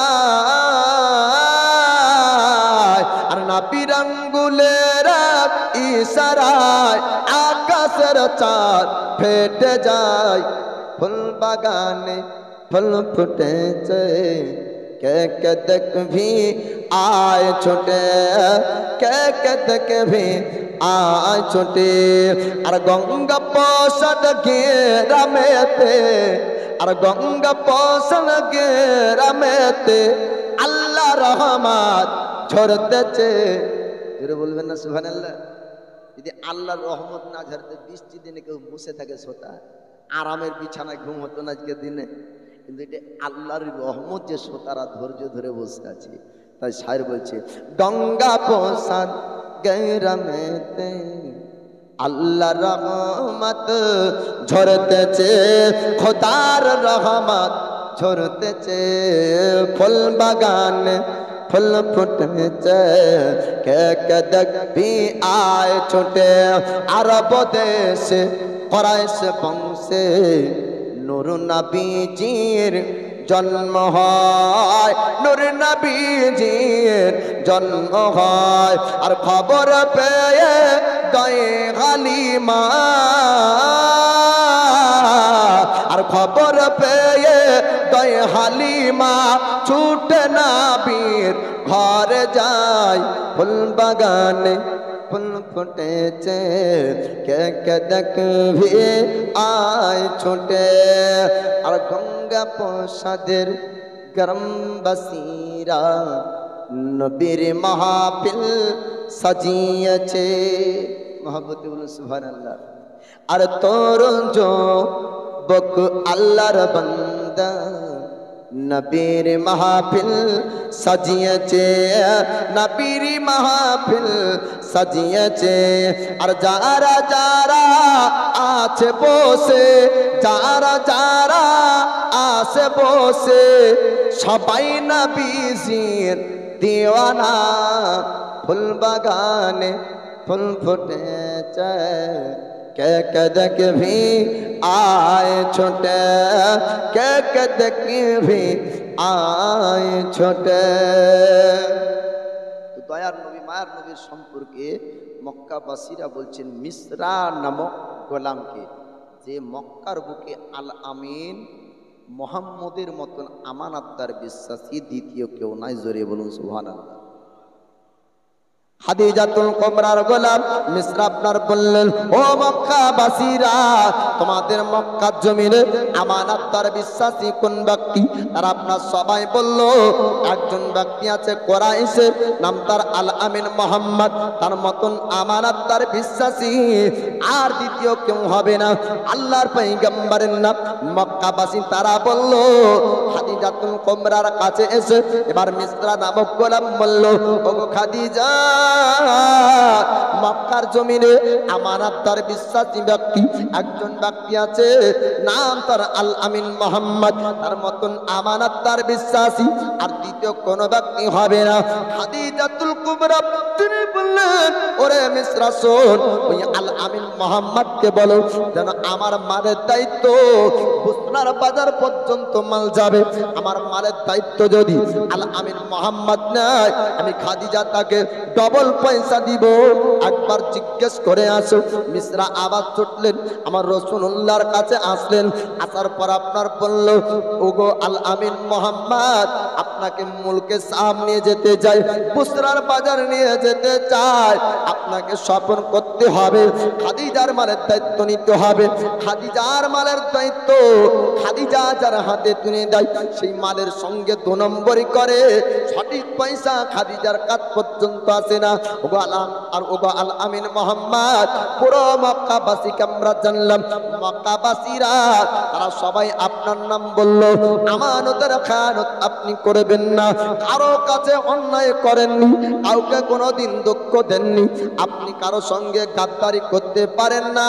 হুজুর, আপনাকে বুসরার বাজার নিয়ে যাব। আল্লাহর নবী বললেন, আমার চাচা আবু তালিব, আমি তাকে জিজ্ঞেস করব, যদি আমার চাচা যাওয়ার অনুমতি দেয় আমি মোহাম্মদ যেতে পারবো, নচেত আমি মোহাম্মদ যাব না। আল্লাহর নবী ইমামুল আম্বিয়া, উম্মতের দরদি নবী আমার আবু তালিবকে বললেন, চাচা যান, আপনি যদি ইজাজত অনুমতি দেন আমি মোহাম্মদ মুলকে শাম সফর করব। 25 বছর আমার নবীর বয়স। দ্বিতীয় সফর করলেন মুলকে শামে।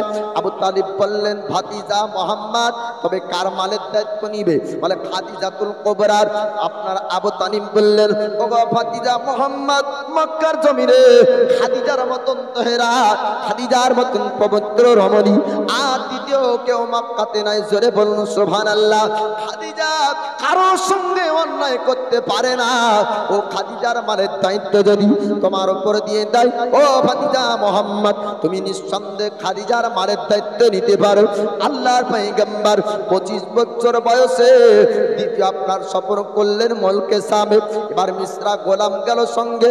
যেতে যেতে আমার নবীজি বুসরার বাজারের যাওয়ার পূর্বে গাছের এক ছায়ার তলে আরাম করে একজন পণ্ডিতের সঙ্গে সাক্ষাৎ হলো।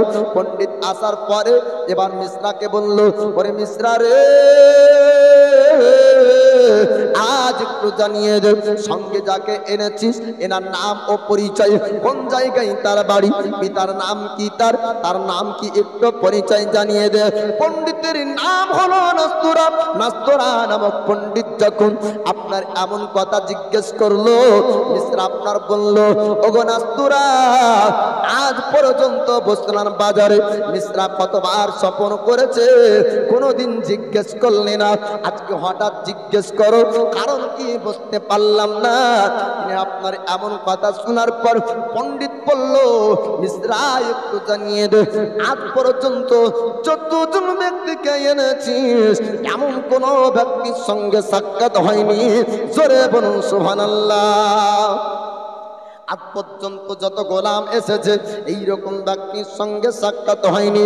আজ যার সঙ্গে সাক্ষাৎ হয় সাধারণ ইনি মানুষ না, আল্লাহ পাক আসমানে কিতাব অবতীর্ণ করেছেন, তখনও পবিত্র কোরআন আসেনি, তারপর আল্লাহ পাক তাওরাত পৃথিবীর জমিন আপনার পাঠিয়েছেন, জবর আল্লাহ পাক পাঠিয়েছেন, ইনজিল কিতাব আল্লাহ পাক পাঠিয়েছেন।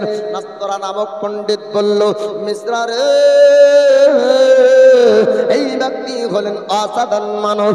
আজ পর্যন্ত গাছের ছায়ার তলে কোনোদিন সাধারণ মানুষ বসেনি। এই গাছের ছায়ার তলে যারা বসেছে তারা সব আল্লাহর পয়গম্বর। জোরে জোরে বলুন সুবহানাল্লাহ। একটু নাম পরিচয় আমাকে জানিয়ে দে। মিশ্রা এবার বলতে শুরু করলেন, এনার নাম হলো মোহাম্মদ, পিতার নাম হলো আব্দুল্লাহ, বাড়ি হলো মক্কা শহরে, বংশের নাম হলো কুরাইশ বংশের ব্যক্তি, কুরাইশ খানদানের ব্যক্তি। মক্কাবাসীরা একে আল আমিন বলে জানে। আজ পর্যন্ত মক্কার জমিনে কারো সঙ্গে অন্যায় করেননি, কারো সঙ্গে আপনার খারাপ আচরণ করেননি। নাস্তুরা নামক পণ্ডিত বলল, মিশ্রা রে, আল্লাহ পাক পৃথিবীর জমিনে একজন আখিরি জামানার নবী পাঠাবেন, ইমামুল আম্বিয়া পাঠাবেন, হাবিবুল্লাহ পাঠাবেন। আল্লাহ পাক শেষ নবী করে একজন নবী পাঠাবেন। ওই নবীর আবির্ভাব হয়ে গিয়েছে, অন্য কেউ না, অন্য কেউ না, গাছের ছায়ার তলে বসে থাকা পয়গম্বর। 40 বছর বয়সের নবুয়তের প্রকাশ হয়েছে। 25 বছর বয়সে নাস্তুরা নামক পণ্ডিত বলছে, মিশ্রা, এটা সাধারণ মানুষ না, আল্লাহর পয়গম্বর। খবরদার, এর সঙ্গে যেন কোনো বেয়াদবি না হয়ে যায়। নবুয়তের প্রকাশ যেদিন করবে, খবরদার এর নবুয়তকে অস্বীকার, ইনকার যেন করবি না। নবুয়তকে স্বীকার করবি, আল্লাহর পয়গম্বর বলে মেনে নিবি এবং নবীর তাজিম এখন থেকে শুরু করে দিবি। জোরে বলুন সুবহানাল্লাহ। মিশ্রা বলল, ওরে নাস্তুরা, ইনি আল্লাহর পয়গম্বর যদি হন তবে ইনার নবুয়তকে স্বীকার করব, ইনার নবুয়তকে গ্রহণ করব। তবে নাস্তুরাকে আপনার বলা হলো, ওরে নাস্তুরা, একটু জানিয়ে দে, কেমন করে বুঝতে পারলি? এতক্ষণ রাস্তা আসলাম, আমি মিশ্রা জানতে পারলাম না। নাস্তুরা নামক পণ্ডিত বলল, আল্লাহ পাক যটা আসমানি কিতাব পৃথিবীর জমিনে দিয়েছেন, রাসূলদের ওপর অবতীর্ণ করেছেন, প্রত্যেকটি আসমানি কিতাবের মধ্যে তিনার হাবিবুল্লাহ, তিনার বন্ধু এই পয়গম্বরের জিকির করা হয়েছে। বলুন সুবহানাল্লাহ। যুগে যুগে আল্লাহ পাক নবী দিয়েছেন। মূসা কালিমুল্লাহকে আল্লাহ পাক জানিয়েছিলেন, ওগো আমার কালিম, তোমার কওমবাসীদেরকে জানিয়ে দাও, আমি আল্লাহ আখিরি জামানার পয়গম্বর করে আমার বন্ধুকে আমি দুনিয়ার জমিন আপনার পাঠাবো। দিনের নবী আপনার আসবে। ঈসা রুহুল্লাহর কওম জানতো, মূসা কালিমুল্লাহর কওম জানতো, নূহ পয়গম্বরের কওম আপনার জানতো, ইব্রাহিম খলিলুল্লাহর কওম জানতো। প্রত্যেক নবীর তারাতে আল্লাহ পাক আমার নবীর আসার সুসংবাদ জানিয়েছেন। জোরে বলুন সুবহানাল্লাহ। পণ্ডিত এবার মিশ্রাকে বলল, মিশ্রা রে, এখান থেকে বসরার বাজার যাওয়া যাবে না, বাড়ির দিকে ফিরতে হবে, মক্কা শহর যেতে হবে। কেন না, যদি একা বসরার বাজার যাও, মাসহর বাজারের মধ্যে ইহুদি থাকবে, নাসারা থাকবে, পেশানিতে যার নূর চমকানো দেখতে পেলে তারা এর উপর হামলা করবে।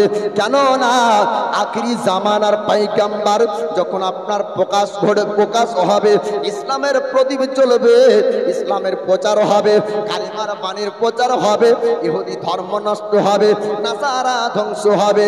ও মিসরা শোন, আর বুসরার বাজার যাওয়া যাবে না, মক্কা শহর ফিরতে হবে। রাস্তায় মাল বিক্রি করে দাও, কেন না যদি হামলা হয় তুমি রুখতে পারবে না। রাস্তায় আপনারা মাল বিক্রি করলেন। এবার মিসরা বাড়ির থেকে যাওয়ার পর খাদিজাতুল কুবরার কাছে মাল বিক্রি করা টাকা দেয়। খাদিজাতুল কুবরা আল্লাহর পয়গম্বরের নূরানী চেহারাকে একবার দেখলেন, জোরে বলুন সুবহানাল্লাহ। মিসরাকে খাদিজাতুল কুবরা ডাক দেয়, মিসরা রে,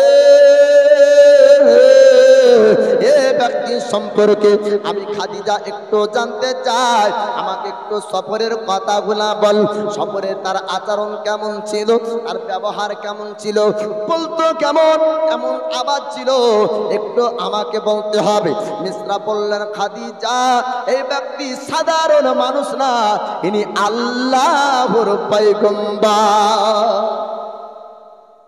আমার সঙ্গে একটা পণ্ডিতের প্রতিটা সফরে সাক্ষাৎ হয়, প্রতিটা সফরে কথা হয়, প্রত্যেক সফরে তার সঙ্গে একটু সাক্ষাৎ করি, একটু আরাম করি, একটু পিপাসাকে মিটাই নিবারণ করি, তারপরে বুসরার বাজার ঢুকি।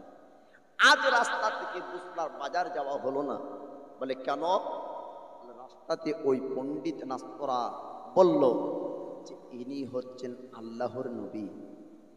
আল্লাহর নবী যখন বুসরার বাজার যাবে, ইহুদি নাসারার পক্ষ থেকে হামলা হবে, এর জন্য আমাকে রাস্তাতেই মাল বিক্রি করতে হয়েছে এবং বাড়ি এসেছি। খাদিজাতুল কুবরা হিসাব করে দেখছেন, বলে মিসরা রে, ব্যবসার জীবনে আজ পর্যন্ত এমন লাভ মুনাফা হয়নি, বলুন সুবহানাল্লাহ। বুসরার মাসহুর বাজার, বড় বাজার, যেখানে গেলে বেশি টাকাতে মাল বিক্রি করা যায়, আর সে বাজার না গিয়ে রাস্তাতে মাল বিক্রি হয়েছে, তারপরও খাদিজা বলে বেশি মুনাফা হলো। এ মুনাফার কারণ হচ্ছে রহমতের নবী, জোরে বলুন।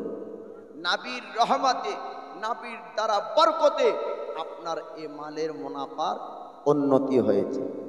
আল্লাহর নবীর কথা যখন খাদিজাতুল কুবরা শুনলেন, খাদিজার প্রথম বিবাহ দুবার হয়, দুইবার স্বামী মারা যায়। স্বামী দুইবার মরে যাবার পরে খাদিজার জীবনে বিয়ে করতে চাই না, আর আমি এ জীবনে বিবাহ করব না। কুরাইশ খানদানের সরদারেরা বিবাহের প্রস্তাব দেয়, তবে রাজি হন না। আল্লাহর নবীর নূরি চেহারা ও আখলাক, চরিত্র, গুণ, ব্যবহারকে দেখে খাদিজাতুল কুবরা বিয়ে করতে চেয়েছেন এবং দৌলত, সম্পদ, টাকা পয়সা নবীর কদমে লুটিয়ে দিয়েছেন, জোরে বলুন সুবহানাল্লাহ। 40 বছর বয়স খাদিজাতুল কুবরা, 25 বছর বয়স দয়ার নবী মুস্তাফার। আপনার চাচা আবু তালিব তৎসহ আবু লাহাব, আবু জেহেল, উতবা, সাইবা সকলকে বলা হলো খাদিজার সঙ্গে দয়ার নবীর বিবাহ, মুহাম্মদের আল আমিনের বিবাহ হবে। এক বাক্যে সবাই রাজি হয়ে যায়, খুশি হয়ে যায়। বিবাহর কাজ সম্পূর্ণ হয়ে আবু তালিব খুতবা পড়লেন, নবীর প্রশংসা করলেন। খাদিজাতুল কুবরার পক্ষ থেকে তার চাচাতো ভাই খুতবা পড়লেন, ওয়ারকা বিন নাফিল আপনার তারও প্রশংসা করলেন। বিবাহ সম্পূর্ণ হবার পরে ধনী থেকে খাদিজা গরিবী হালাত বেছে নিলেন, জোরে বলুন। নবী যদি চাইতেন তো মক্কার ধনী হতে পারতেন, নবী যদি চাইতেন তো রাজা হতে পারতেন, কিন্তু নবী উম্মতদের দিকে লক্ষ্য করে যে নবীর হাজারো হাজার গরিব উম্মত থাকবে, তাই নবী গরিবী হালাতটাকে বেছে নিয়েছে। খাদিজার ধন সম্পদ, টাকা পয়সা গরিবের মধ্যে বিতরণ করে দিয়ে এমন ভাবে নবী ছিলেন যে 2 দিন 3 দিন খেতে আপনার পর্যন্ত পাননি না। নবী আমার খাননি যে আমার উম্মত 2 দিন খেতে পাবে না, আমি নবী 2 দিন খাবো না, জোরে বলুন সুবহানাল্লাহ। খন্দকের যুদ্ধে সাহাবায়ে کرام 3 দিন না খেয়ে গর্ত খুঁড়তেছিলেন, আমার নবীও 3 দিন না খেয়ে গর্ত খুঁড়তেছিলেন। সাহাবীরা কখনো নবীকে দেখে 2 চোখের পানি তাদের ঝরতে লাগলো। আল্লাহর নবী পেটে পাথর নিয়ে পাথর বেঁধে উপর দিয়ে আপনার কুর্তা, উপর দিয়ে আপনার জুব্বা মোবারক দিয়ে ঢেকে দিলেন। সাহাবারা মনে করবেন যে নবীর পেটে খাবার আছে, কিন্তু নবীর পেটে পাথর বাঁধা ছিল, হাদিস শরীফের মধ্যে আছে। হযরতে জাবির আপনার দুই সন্তানকে নবীর মহব্বতে কুরবান করে দিয়েছেন। দুই সন্তানকে ঢেকে রেখে আমার নবীর মুস্তাফার মেহমানদারি করেছিলেন। তো বলার উদ্দেশ্য, নবী আমার যে বিবাহ হবার পরে সংসার জীবনযাপনে বিবির ধন সম্পদ দিয়ে ধনীর জিন্দেগিতে যাননি। নবীর বিবির অর্থাৎ খাদিজাতুল কুবরার ধন সম্পদ গরিবকে দিয়ে দিয়ে গরিবী হালাতটাকে নবী বাঁচলেন। আল্লাহর নবী হাবিবুল্লাহর আস্তে আস্তে বয়স যখন হলো 25 থেকে কমবেশ আপনার 40, দয়ার নবী ঘর ছেড়ে দিলেন, বাড়ি ছেড়ে দিলেন, আরামগাহ বিছানা ছেড়ে দিলেন, গারে হেরা গর্তের মধ্যে ঢুকে গেলেন। আল্লাহর জিকির, আল্লাহর তসবিহ, আল্লাহর ধ্যানে আপনার দয়ার নবী ডুবে যেতেন, আল্লাহর জিকিরে মশগুল হয়ে যেতেন। আর খাদিজাতুল কুবরা বলেন, কখনো কখনো আমি খাদিজা গর্ত পর্যন্ত খাবার নিয়ে যেতাম এবং খাবার দিয়ে আসতাম, কিন্তু নবী কখনো বের হতেন না। খাদিজাতুল কুবরা দয়ার নবীর কাছে যেতেন, খাবার নিয়ে যেতেন। হঠাৎ আমার নবী দেখতে পেলেন খোলা আকাশের উপরে চেয়ারে বসে জিবরিলে আমিন, জোরে বলুন সুবহানাল্লাহ। খোলা আকাশে চেয়ার, কুরসির উপরে নুরি চেয়ার, নূরের কুরসি, নূরের চেয়ারের ওপর জিবরিল আমিন বসে। দয়ার নবী দেখলেন, বাড়িতে গেলেন, খাদিজাতুল কুবরাকে বলেন, ওয়ারকা বিন নাফিল চাচা তো ভাই খাদিজার, তাকে যে বলেন, ভাই দেখুন তো আপনার কি বলে, বলে আপনার কি দেখেছেন? বলে আমি দেখলাম এরকম সুন্দর একটি চেয়ার এবং তার উপরে নূরি এক ফেরেশতা, জোরে বলুন সুবহানাল্লাহ। ওয়ারকা বিন নাফিল বললেন, আপনার নবুয়তের প্রকাশ হওয়ার সময় চলে এসেছে, আপনার উপর ওহী হবে, আপনি যখন নবুয়তের প্রকাশ করবেন আপনার বংশের মানুষ, আপনার চাচারা আপনার দুশমন হয়ে দাঁড়িয়ে যাবে। আবার তখন নিজের মানুষ দুশমন হবে। আল্লাহ পাক জিবরিল আমিনকে গাড়ি হেরাই পাঠালেন, বলে হে নবী আপনি পড়ুন। নবী বলছেন আমি পড়বো না। একবার, দুইবার, তিনবার আপনার সিনার সঙ্গে জড়িয়ে ধরলেন, কিতাবের মধ্যে আছে। তারপরে ছেড়ে দিলেন, একবার, দুবার, তিনবার। তারপরে বললেন, হুজুর আপনি পড়ুন আপনার রবের নামে, জোরে বলুন সুবহানাল্লাহ। নবী পড়তে শুরু করলেন। আচ্ছা বলুন তো, যে জিবরিল আমিন নবীর শিক্ষক হতে পারে? জীবনে আপনাদেরকে শোনাবো, শিক্ষক হতে পারে? পারে না। জিবরিল আমিন হচ্ছে ওহী বহনকারী ফেরেশতা। আল্লাহ যেটা দেন ওই জিবরিল আমিন ওটা নিয়ে আসেন। জিবরিলের কোনো শক্তি, কোনো পাওয়ার, কোনো ক্ষমতা নাই যে নবীর শিক্ষক হবে। নবীর শিক্ষক হলো মহান আল্লাহ। আল্লাহ ছাড়া কেউ শিক্ষক না, কোনোদিন মাদ্রাসায় পড়ে না। আল্লাহ পাক আল্লাহ তাআলা আমার দয়ার পয়গম্বরকে আপনার শিক্ষা দিয়েছেন। আপনাদেরকে বলবো, এবার দয়ার নবীর ওহী আপনার অবতীর্ণ হয়, আপনার নবুয়তের প্রকাশ হবে, ইসলামের প্রচার আপনার নবী করেছেন। হকের শিক্ষা দেওয়ার জন্য মানুষের কাছে আল্লাহর নবী আপনার দুশমন মানুষ আপনার নবীকে দুশমনের মতন দেখেছে, নবীর ওপর জুলুম করেছে, নবীর ওপর অত্যাচার করেছে, সাহাবীদের পিঠে আপনার চাবুক মেরেছে। একটু কথা আপনাদেরকে বলবো, তার পূর্বে আপনার শুনুন, পৃথিবীর জমিনে মাদ্রাসায় শিক্ষা অর্জন করে আলিম সার্টিফিকেট পাওয়া যায়, মুফতির সার্টিফিকেট পাওয়া যায়, হাফিজ ও কারি হওয়া যায়, কিন্তু আপনার কোন শিক্ষকের কাছে পড়াশোনা করে নবুয়তের সার্টিফিকেট পাওয়া যায় না। আল্লাহ পাক যাকে নবী করে পাঠিয়েছেন, পৃথিবীর জমিনে আসার পর নবী হননি, বরং আল্লাহ পাক নবী করে পৃথিবীর জমিনে আপনার পাঠিয়েছে। কোন নবীর নবুয়তের প্রকাশ হয়েছে 40 বছর বয়সে, আর আপনার নবুয়তের প্রকাশ হয়েছে 12 বছর বয়সে। আজকে নবুয়তের প্রকাশ হতে সময় লাগে, কিন্তু আপনারা আসার পর নবী হন না। আল্লাহ পাক পৃথিবীর জমিনে আপনার সমস্ত নবীগণকে নবী করে আপনার পাঠিয়েছেন। আল্লাহর নবী হাবিবুল্লাহর শিক্ষক জিবরিল আমিন নয়, জিবরিল আমিন ওহী বহনকারী ফেরেশতা। আপনার লাউহে মাহফুজ থেকে পবিত্র কোরআনে পাক আল্লাহ পাক নবীর ওপর আপনার অবতীর্ণ করেছেন। আল্লাহ যদি চাইতেন একদিন 1 ঘন্টার মধ্যে আল্লাহ পাক আমার নবীর মধ্যে কোরআনে পাক দিতে পারতেন, কিন্তু না না, 23 বছর ধরে আমার নবীকে আপনার আল্লাহ কোরআনে পাক দিয়েছেন। কেননা যখন যেই আয়াতের প্রয়োজন ছিল আল্লাহ ওই আয়াত ওই মুহূর্তে আপনার নাযিল করেছেন। যেই সূরার আপনার প্রয়োজন ছিল ওই সূরা আল্লাহ পাক ওই সময়তে আপনার নাযিল করেছেন। 13 বছর কোরআন নাযিল হয়েছে মক্কাতে, 10 বছর নাযিল হয়েছে আপনার মদিনাতে, 40 বছর 22 নবুয়তের প্রকাশ ঘটলো, 63 বছর জাহিরি জিন্দেগি দয়ার মুস্তাফা আল্লাহ পাক আল্লাহ তাআলা আপনার 23 বছর ধরে কোরআনে পাক লাউহে মাহফুজ থেকে আমার নবীর উপর আপনার অবতীর্ণ করেছেন। আল্লাহ পাক আপনার দয়ার নবীর শিক্ষক, পৃথিবীর কেউ নবীর শিক্ষক না।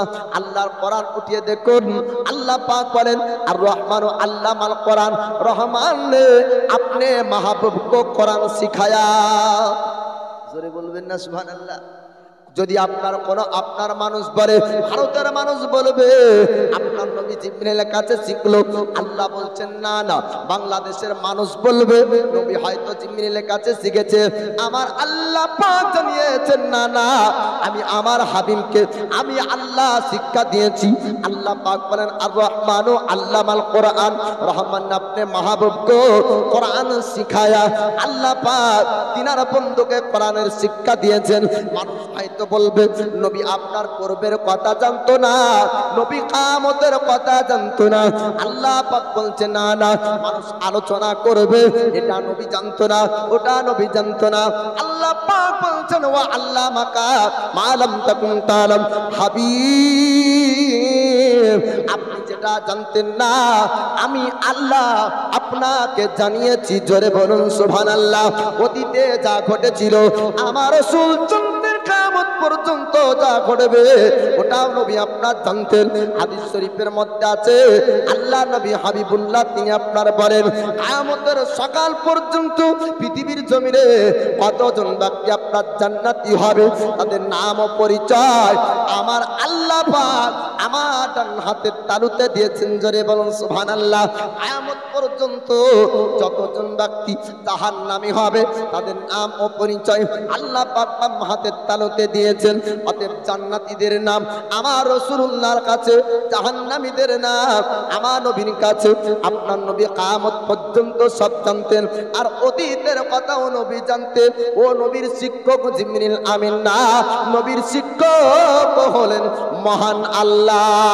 ওহী অবতীর্ণ হয় আল্লাহর কোরআন আস্তে আপনার শুরু হয়ে গেল। গোপনে আপনার গোপনে কতদিন ইসলামের প্রচার হয়েছিল কিতাবের মধ্যে আপনার পড়া হয়েছে। 40 বছর বয়সে নবুয়তের প্রকাশ ঘটলো।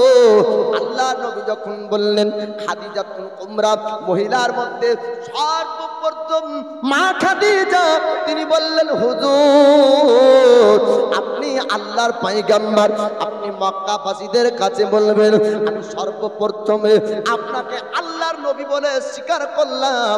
আপনার কালেমা পড়তে যাই লা ইলাহা ইল্লাল্লাহ মুহাম্মাদুর রাসূলুল্লাহ সাল্লাল্লাহু তাআলা আলাইহি ওয়াসাল্লাম। খাদিজা কালমা পড়লেন ইয়া আল্লাহ আপনার দ্বিতীয় প্রতিপালক রব মাবুদ নাই, আর মুহাম্মদ আল্লাহর বান্দা ও রাসূল। সর্বপ্রথম মহিলার মধ্যে খাদিজা ঈমান আনলেন। পুরুষের মধ্যে আবু বকর বলে হুজুর আজ এক নয় দুই নয় আমি কয়েক বছর ধরে ইন্তজার করি, এক বছর ধরে অপেক্ষা করি। বলে হুজুর যেদিন নবুয়তের প্রকাশ ঘটবে আমি আবু বকর সর্বপ্রথম ঈমান আনবো। কেননা আমি আবু বকর স্বপ্ন যোগে দেখি আকাশের চাঁদ আমার কোলে যখন পড়লো, আমি স্বপ্নের তাবেকারী ব্যক্তির কাছে গেলাম, স্বপ্নের মানে বের করতো। তাদের কাছে যখন গেলাম তারা বলেছিল একজন আল্লাহর পয়গম্বর আসবে। ওগো আবু বকর ওই ব্যক্তি তোমার জাগে আরাম করবে, এটি হলো স্বপ্নের মানে। জোরে বলু। আবু বকর ঈমান আনলেন। মহিলার মধ্যে খাদিজা। এবার ছোট্ট বাল্যদের মধ্যে ছোট্ট বাচ্চাদের মধ্যে এক বাচ্চা ছুটতে লাগে, হুজুর আপনার উপর ঈমান আনতে চায়। নাম তার আলিয়ে শের খোদা মুশকিল কোসা হায়দারে কারণার 12 বছর পূর্বে ঈমান এনেছেন আমার রাসূলুল্লাহর উপরে, নাম তার আনিসের খোদা। গোলামের মধ্যে কিন্তু দাস অন্যের বাড়ি যারা আপনার কাজ করত, ওই ব্যক্তির মধ্যে একজন গোলাম মালিকের বিনা বাড়ারে ছুটতে লাগে। আমার দয়ার নবীর কাছে আসার পরে বলে, হুজুর আল্লাহ পাক রহমতের পয়গম্বর করে আপনাকে পাঠিয়েছেন, হুজুর আপনার উপর ঈমান আনতে চায়। নাম তার যায়েদ বিন হারিস। জোরে বলুন। প্রথম চারজন ঈমান আনলেন। পুরুষের মধ্যে আবু বকর, মহিলার মধ্যে খাদিজাতুল কুবরা, গোলামের মধ্যে যায়েদ বিন হারিস, আর ছোট্টদের মধ্যে আলিয়ে সেরে খুদা। আবু বকর ছড়িয়ে গেলেন গলিতে, ইসলাম প্রচার করতে লাগলেন। আব্দুর রহমান বিন আউফ ঈমান আনলেন। উসমান গনি আবু বকরের দ্বারাতে ঈমান আনলেন। সাহাবীদের একটি জামাত তৈরি হলো। সাহাবীদের কি হলো? একাধিক যখন হয়ে যায় একটি জামাত হয়ে যায়। জামাত তৈরি হলো। জামাত তৈরি হওয়ার পরে এবার মক্কার জালিমেরা জুলুম শুরু করলো, তাই না? তায়ার মুস্তাফা সাহাবীদের যখন একটি জামাত তৈরি হলো, তো মক্কাবাসীরা বলল, এ মুহাম্মদের দ্বারা ইসলাম প্রচার বন্ধ করতে হবে। 3 বছর নবী গোপনে ইসলাম প্রচার করেছিলেন। আল্লাহ পাক বলছেন, হাবিব আর গোপনে হবে না, আপনি কুরাইশদেরকে ডাক দেন এবং প্রকাশ্যে ইসলামের প্রচার করুন। জোরে বলুন সুবহানাল্লাহ। আল্লাহর হাবিব কুরাইশের কাছে গেলেন, কুরাইশদেরকে আপনার ডাক দিলেন, ও কুরাইশের মানুষেরা তোমরা একটু শোনো শোনো। পাহাড়ের কাছে আপনার কুরাইশের মানুষ আসলো, মক্কাবাসী তারা আসলো। আল্লাহ নবী হাবিবুল্লাহ আপনার বললেন, ও মক্কাবাসীরা একটা কথা তোমাদেরকে বলবো, তোমরা কি আমার কথা বিশ্বাস করবে? কুরাইশের মানুষ তারা বলল, মক্কাবাসীরা আর আপনার বলল, আপনি যেটা বলবেন সত্য বলবেন। আজ পর্যন্ত মক্কা আপনি মিথ্যা কথা বলেননি, আপনি যেটা বলবেন আপনার কথা আমরা বিশ্বাস করব। ওগো আমিন নবী আপনি যেটা বলবেন, ওগো আল আমিন মুহাম্মদ আপনার কথা মিথ্যা হবে না। আজ পর্যন্ত কাউকে ধোঁকা দেননি, আজ পর্যন্ত কারো সঙ্গে অন্যায় করেননি। আপনি বলুন কি বলতে চান? আল্লাহর নবী বললেন, আমি মুহাম্মদ আমি যদি তোমাদেরকে বলি পাহাড়ের পিছনে সেনাবাহিনী লুকিয়ে আছে যারা আমাদের উপর হামলা করতে পারে, বলো তোমরা বিশ্বাস করবে কিনা? মক্কাবাসী তারা বলল, আপনার কথা বিশ্বাস করব। আমার নবী ইমামুল আম্বিয়া তিনি আপনার বললেন, মক্কাবাসীরা তোমরা শোনো শোনো, কোন সেনা চুপিয়ে নাই, কোন লস্কর লুকিয়ে নাই, তবে একটা সত্য কথা বলতে চাই, আল্লাহ পাক স্রষ্টা প্রতিপালকরা আমাকে পৃথিবীর জমিনে সাধারণ মানুষ করে পাঠাননি, আল্লাহ পাক নবী করে পয়গম্বর করে পাঠিয়েছেন। জোরে বলুন সুবহানাল্লাহ।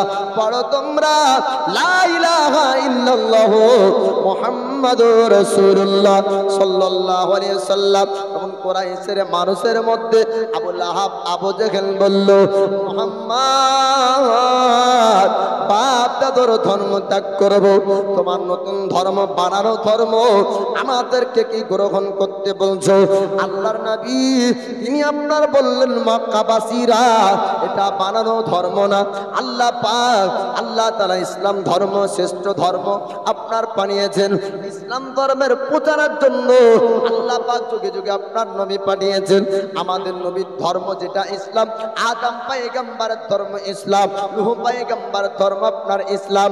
ধর্মের পরিবর্তন হয়নি, পূর্বে যত নবী এসেছেন সবার ধর্ম ইসলাম, আমাদের ধর্ম হলো আপনার ইসলাম ধর্ম। আপনার যুগে যুগে নবী আপনার পরিবর্তন হয়ে যুগে যুগে নবী পাঠানো হয়েছে। এক একজন নবীর উম্মাত এক এক রকম আল্লাহর হুকুম ছিল। কারো প্রতি আপনার 2 ওয়াক্তের নামাজ, কোন উম্মতের উপর আল্লাহর পক্ষ থেকে 5 ওয়াক্তের নামাজ, কিন্তু সবার ধর্ম হলো ইসলাম। জোরে বলবেন না? মানুষের পছন্দের মধ্যে ভুল হয়, গোলমাল হয়। মানুষ যদি আপনার পছন্দ করে জামা বাজারে, তো বাড়ি এসে দেখবে ছিঁড়া, বিবি বলবে ঘুরিয়ে দাও, বলে কি না?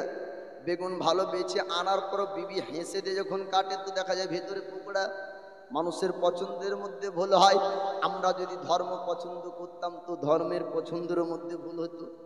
আমাদের ধর্ম আমরা পছন্দ করিনি বাপ, আমাদের স্রষ্টা প্রতিপালক ওরা পছন্দ করেছে। জোরে বলুন সুবহানাল্লাহ। আল্লাহ পাক বলেন ইন্না দীনা ইনদাল্লাহিল ইসলাম, নিশ্চয় অবশ্যই আল্লাহর মনোনীত পছন্দনীয় ধর্ম হলো ইসলাম ধর্ম। আল্লাহর পছন্দ ধর্ম হলো ইসলাম। আমরা খোদার ধর্ম আমরা পালন করি বাপ, আমরা নিজে নিজে বানাইনি, বরং আমার আল্লাহ আমাদেরকে এ ধর্মে পাঠিয়েছেন, এটাতে আল্লাহর লাখ শুকরিয়া। জোরে বলুন সুবহানাল্লাহ। দয়ার নবী যখন কুরাইশদেরকে বললেন, কুরাইশরা তারা মানল না, সবাই চলে গেল। আবু লাহাব আবু জেহেল বলল মোহাম্মদ মাজনুন, পাগল, দেওয়ানা হয়েছে, মোহাম্মদের কথা তোমরা কেউ বিশ্বাস করো না। সবাই চলে গেল। দয়ার নবী কোরআন তেলাওয়াত শুরু করেন। তো নবীর কোরআন শোনার জন্য পশুরা ভিড় করে এবং কুরাইশের বাচ্চারা শুদ্ধে ভিড় করে। বলেন সুবহানাল্লাহ। আমরা যদি কোরআন পড়ি তো মানুষ ঝুলে, আর নবী কোরআন পড়তেন তো ইহুদি ও নাসারারা ভিড় করত। মক্কাবাসীরা তারা বলল যে মোহাম্মদ যেটা আরবি তেলাওয়াত করে শুনতে এত সুন্দর লাগে, নিশ্চয় এটা বানাই। নবী বলছেন আমি বানাই না, বরং আমার স্রষ্টা আমাকে দেয়। মোহাম্মদের কথা বিশ্বাস কেউ করো না। তাই বলছে কুরাইশের মানুষ একজন ব্যক্তিকে পাঠালো, যা যা যাই করে দেখ মোহাম্মদের দিনইটা মান না। মনের উদ্দেশ্য কি? যাওয়ার পরে সে বলছেন ওগো মোহাম্মদ, আপনি কি রাজা হতে চান, বাদশাহী নিতে চান? যেমন দুনিয়াতে দেখবেন কিছু ভালো হওয়ার নাটকও অভিনয় করে, ওর ভিতরে ইচ্ছা থেকে নেতা হওয়ার। ভোটে দাঁড়ানোর 2.5 মাস আগে এমন ওর চরিত্র পাল্টাবে দেখবেন, ভোটে দাঁড়ানোর 2.5 মাস আগে মনে হবে যে কি পীর সাহেব নামলো রে জমিনে, আর ভোট হয়ে যাওয়ার 1.5 মাস পরে বলছে কি যা পূর্বে খারাপ ছিল তার থেকে ডবল খারাপ, তাই না? তো দিলি তামান্না মোহাম্মদের জান, ও কি বাদশাহী পেতে যায়। পুরো মক্কা যাকে আল আমিন বলে জানতো, আজ সে নতুন ধর্ম প্রচার কেন করে? তাকে তো এমনি মানুষ ভালোবাসতো, আবার কি দরকার? তারা জানে না যে নবী কাকে বলে। ও ব্যক্তি আসার পরে বলছে ওগো আল আমিন মোহাম্মদ, আপনার দিলি তামান্না মনের উদ্দেশ্যটা খুলে বলুন তো, আপনি কি রাজা বাদশাহী নিতে চান? আল্লাহ নবী খোদার কোরআন তেলাওয়াত শুরু করলেন। জোরে বলুন সুবহানাল্লাহ। ওই ব্যক্তি আপনার বলল হুজুর আপনি একটু দাঁড়িয়ে যান, আপনি যেটা তেলাওয়াত করেন আর আপনি তেলাওয়াত করবেন না। আর যদি আপনি কিছুক্ষণ তেলাওয়াত করেন আমি জমিনে থাকতে পারবো না, শরীরের রঙগুলা আস্তে আস্তে খাড়া হয়ে যায়, এটা মানুষ আপনার বানাতে পারে না। মক্কাবাসীরা মিথ্যা বলেছিল যে মোহাম্মদ অরিজিনাল আরবি বলতে পারে, তাই এই বাক্য এই শব্দগুলা বানিয়ে বলে, কিন্তু না না, এটা মানুষ তৈরি করতে পারে না। স্রষ্টার বাণী হবে এমন সুন্দর বাণী মানুষ আপনার করতে পারে না। সেই ব্যক্তি বলল আল আমিন মোহাম্মদ, নিশ্চয় আপনার স্রষ্টা প্রতিপালকরা আপনাকে এই শব্দগুলো দিয়েছে।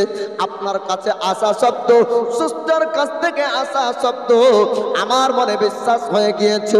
ওই ব্যক্তি যাবার পরে কুরাইশের সর্দারদেরকে ডাক দিল, কাফেরদেরকে ডাক দিল, ও কুরাইশের মানুষেরা, মোহাম্মদ সম্পর্কে তোমরা কেউ ভুল বোঝো না। তারা হলো সে হলো তোমাদেরই ভাতিজা, তোমাদেরই খানদানের ব্যক্তি। যদি মক্কার বুকে সব মুসলমান হয়ে যায়, মোহাম্মদের কথা সব মেনে নেয়, তবে তোমাদের কুরাইশের ইজ্জত সম্মান আরো বেড়ে যাবে। আপনারা কেউ মোহাম্মদের ওপর দুশমনি করবেন না, কেননা যেটা তেলাওয়াত করে এটা মানুষের বানানো তেলাওয়াত না। কিছুক্ষণ তেলাওয়াত করাতে আমার শরীরের রঙগুলা খাড়া হয়ে যায়, এমন সুন্দর বাণী আমি পৃথিবীর জমিনে আজ পর্যন্ত শুনিনি। বলেন সুবহানাল্লাহ। কোরআনের বাণী আল্লাহর নবী আপনার তেলাওয়াত করেন, কুরাইশের বাচ্চারা তারা আপনার ভিড় করে, শিশুরা আপনার ভিড় করে। আবু লাহাব আবু জেহেল উতবা সাইবা তারা বলল মুহাম্মাদের তিলাওয়াতের মধ্যে এমন কি আছে, বিনা বাজনা বিনা ঢোল আপনার ঢোলে এত সুন্দর লাগে শুনতে, কারণ আপনার এই সুন্দর বাণী পৃথিবীর জমিনে আর কোনদিন আপনার কিয়ামত পর্যন্ত এমন সুন্দর কবিতা, এমন সুন্দর ছন্দ, এমন সুন্দর শব্দ আর দুনিয়াতে আবিষ্কার হবে না। পূর্বে আপনার হয়নি, আগামী কিয়ামত পর্যন্ত হবে না। পবিত্র কোরআনের মতন কোন আপনার কিতাব, জোরে বলুন সুবহানাল্লাহ। আল্লাহর নবী হাবিবুল্লাহ কোন জায়গায় কোরআন পড়তেন? হাদিস শরীফের মধ্যে আপনার আছে, আপনার বছরে মক্কার জমিনে একবার মেলা বসতো, একবার গান বাজনার অনুষ্ঠান হতো। ওই গান বাজনার অনুষ্ঠানে আল্লাহর নবী আপনার যেতেন, কোরআন পড়তেন। গান বাজনার জায়গাতে ভিড় আপনার কম হতো, নবীর তেলাওয়াতের জায়গায় ভিড় হতো। জোরে বলুন সুবহানাল্লাহ।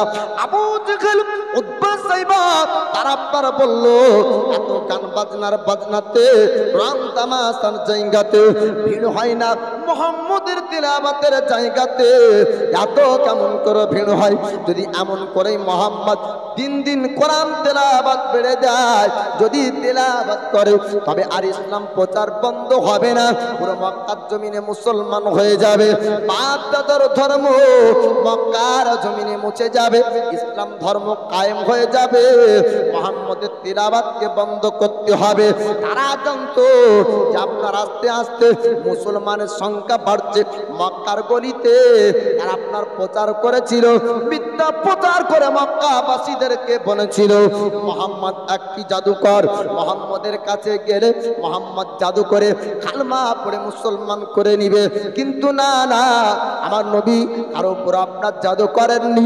আমার দয়ার নবী কারো উপরে আঘাত করে আপনার মুসলমান বানাননি। আপনার ইতিহাস খুললে পাওয়া যায়, আমার দয়ার মুস্তাফার আখলাক, চরিত্র, গুণ, ব্যবহার দেখে, আল্লাহর পবিত্র কোরআন শুনে মানুষ ইসলাম ধর্ম শ্রেষ্ঠ ধর্ম এটা বোঝার পর মুসলমান হয়েছে। আল্লাহ পাক কোরআনের মধ্যে বলেন, কুল জাআল হাক্কা ওয়া জাহাকাল বাতিল ইন্নাল বাতিলা কানা জাহুকা। কুল, হে নবী আপনি বলুন, হক এসেছে, বাতিল মিটে গিয়েছে, আর বাতিল মিটারই ছিল। যখন হক আসবে বাতিল এমনি মিটে যাবে। এই যে লাইটের ব্যবস্থাটা করেছেন কিসের জন্য বলেন? আলার জন্য। এটা না লাগালে কি হবে? অন্ধকার থাকবে। অন্ধকারের কাছে যখন রোশনি আনবেন, অন্ধকার এমনি পালিয়ে যাবে, ঠিক না? তো নবী হচ্ছেন সত্যের বাণী ও সত্য ধর্ম। যখন আপনার আনলেন, তো বানাবাটি এমনি দূর হবে না? হবে না? যখন শ্রেষ্ঠ জিনিস আসবে, তখন এমনি ফালতুগুলা এমনি ঘটে যাবে। তা আল্লাহর নবী ইসলাম ধর্ম প্রচার করলেন কিসের দ্বারাতে?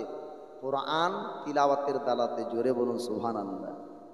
আর এই কোরআনের বাণী যদি ঘরে ঢুকে তো ঘরে শান্তি, রাষ্ট্রে যদি ঢুকে তো রাষ্ট্রে শান্তি হবে, তাই না?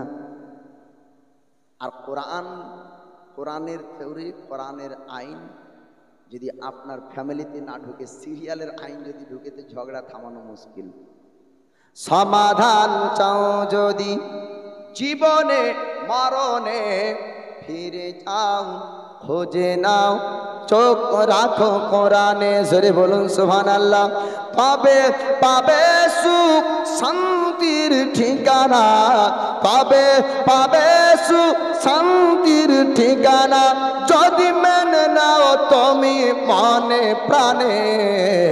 সমাধান সমাধান চাও যদি জীবনে মরণে, ফিরে যাও খোঁজে নাও, চোখ রাখো কোরআনে। এত চির অমলান চির মুক্তির ডাক, এ যে মহাবাণী খোদা এ কালামে পাক। জোরে বলুন। এত চির অমলান চির মুক্তির ডাক, এ যে মহাবাণী খোদা এ কালামে পাক। এ দুনিয়া আর সে দুনিয়া, এ দুনিয়ায় আয় আর সে দুনিয়ায়, মুক্তি পাবে তুমি দোজাহানে। সমাধান সমাধান চাও যদি জীবনে মরণে, ফিরে যাও খুঁজে নাও চোখ রাখো কোরআনে তবে পাবে সুখ শান্তির ঠিকানা তবে পাবে সুখ শান্তির ঠিকানা যদি মেনে নাও তুমি মানে প্রাণে সমাধান সমাধান চাও যদি জীবনে মরণে ফিরে যাও খোঁজে নাও চোখ রাখো কোরআনে এ বাণী সকলের নয় শুধু মুমিনের যারাই চলবে মেনে ফল পাবে কোরআনে জোরে বলুন সুবহানাল্লাহ কোরআন ফলো করে বিজ্ঞান ও ইঞ্জিনিয়ার তৈরি হয়েছে তাই বলছে খালি মুসলমানের জন্য না সারা দুনিয়ার হেদায়েতের জন্য বলুন সুবহানাল্লাহ এ বাণী সকলের নয় শুধু মুমিনের যারাই চলবে মেনে ফল পাবে কোরআনে ঘরে বলো কি বারাসে বলো ঘরে বলো কি বারাসে বলো অশান্তি দূর করে শান্তি আনে সমাধান সমাধান চাও যদি জীবনে মরণে ফিরে যাও খোঁজে নাও চোখ রাখো কোরআনে দয়ার নবী কোরআন তেলাওয়াত করতেন মানুষ কোরআন শুনতে আসতো ইসলাম ধর্ম শ্রেষ্ঠ ধর্ম এটা মানুষ বুঝতেন সাহাবীদের যখন বড় জামাত তৈরি হলো এবার জুলুম ও সিতাম বেড়ে গেল মক্কার জমিনে কাফেরেরা বলল যদি মুহাম্মদের কাছে যাওয়া ব্যক্তিদেরকে রুখতে না পারো বন্ধ যদি না করো এ মক্কায় কেউ বাদ থাকবে না সবকে মুসলমান বানিয়ে নেবে রাস্তায় ধরো আর চাবুক মারো সাহাবীদের পিঠে আঘাত করেন নবীর কাছে যাওয়ার পরে গরিব গরিব সাহাবীরা দুই চোখের পানি ধরে কান্না করার বলে হুজুর আমরা কোথায় যাব আমাদের পিঠে চাবুক পড়ে দয়ার নবী বললেন যাও হাবশায় চলে যাও একজন হাবশার রাজা আছে তার বাদশা আছে তার নাম হলো নাজাসি বাদশা তার ধর্ম হলো নাসারা ধর্ম কিন্তু মানবী ব্যবহার তার খুব ভালো দিলের মধ্যে তার দয়া আছে রহম আছে তোমাদেরকে আশ্রয় দিবে পানাহা দিবে অনেক হিন্দু ধর্মের ব্যক্তি তারপরেও মানবের ব্যবহার তার সুন্দর হয় না ওই রকমই নাসারা ধর্মের ব্যক্তি নাজাসি বাদশা তার কাছে গিয়ে যাওয়া হলো সাহাবীদেরকে আশ্রয় দিলেন জায়গা দিলেন আল্লাহর নবীর একজন শ্রেষ্ঠ সাহাবী আবু বকর সিদ্দিক তিনি সমস্ত সামান মাথায় নিয়ে মক্কা শহর ছেড়ে দিলেন একজন সর্দার বললেন আপনি যাবেন কেন বলে মক্কাতে আমার উপর জুলুম অত্যাচার হয়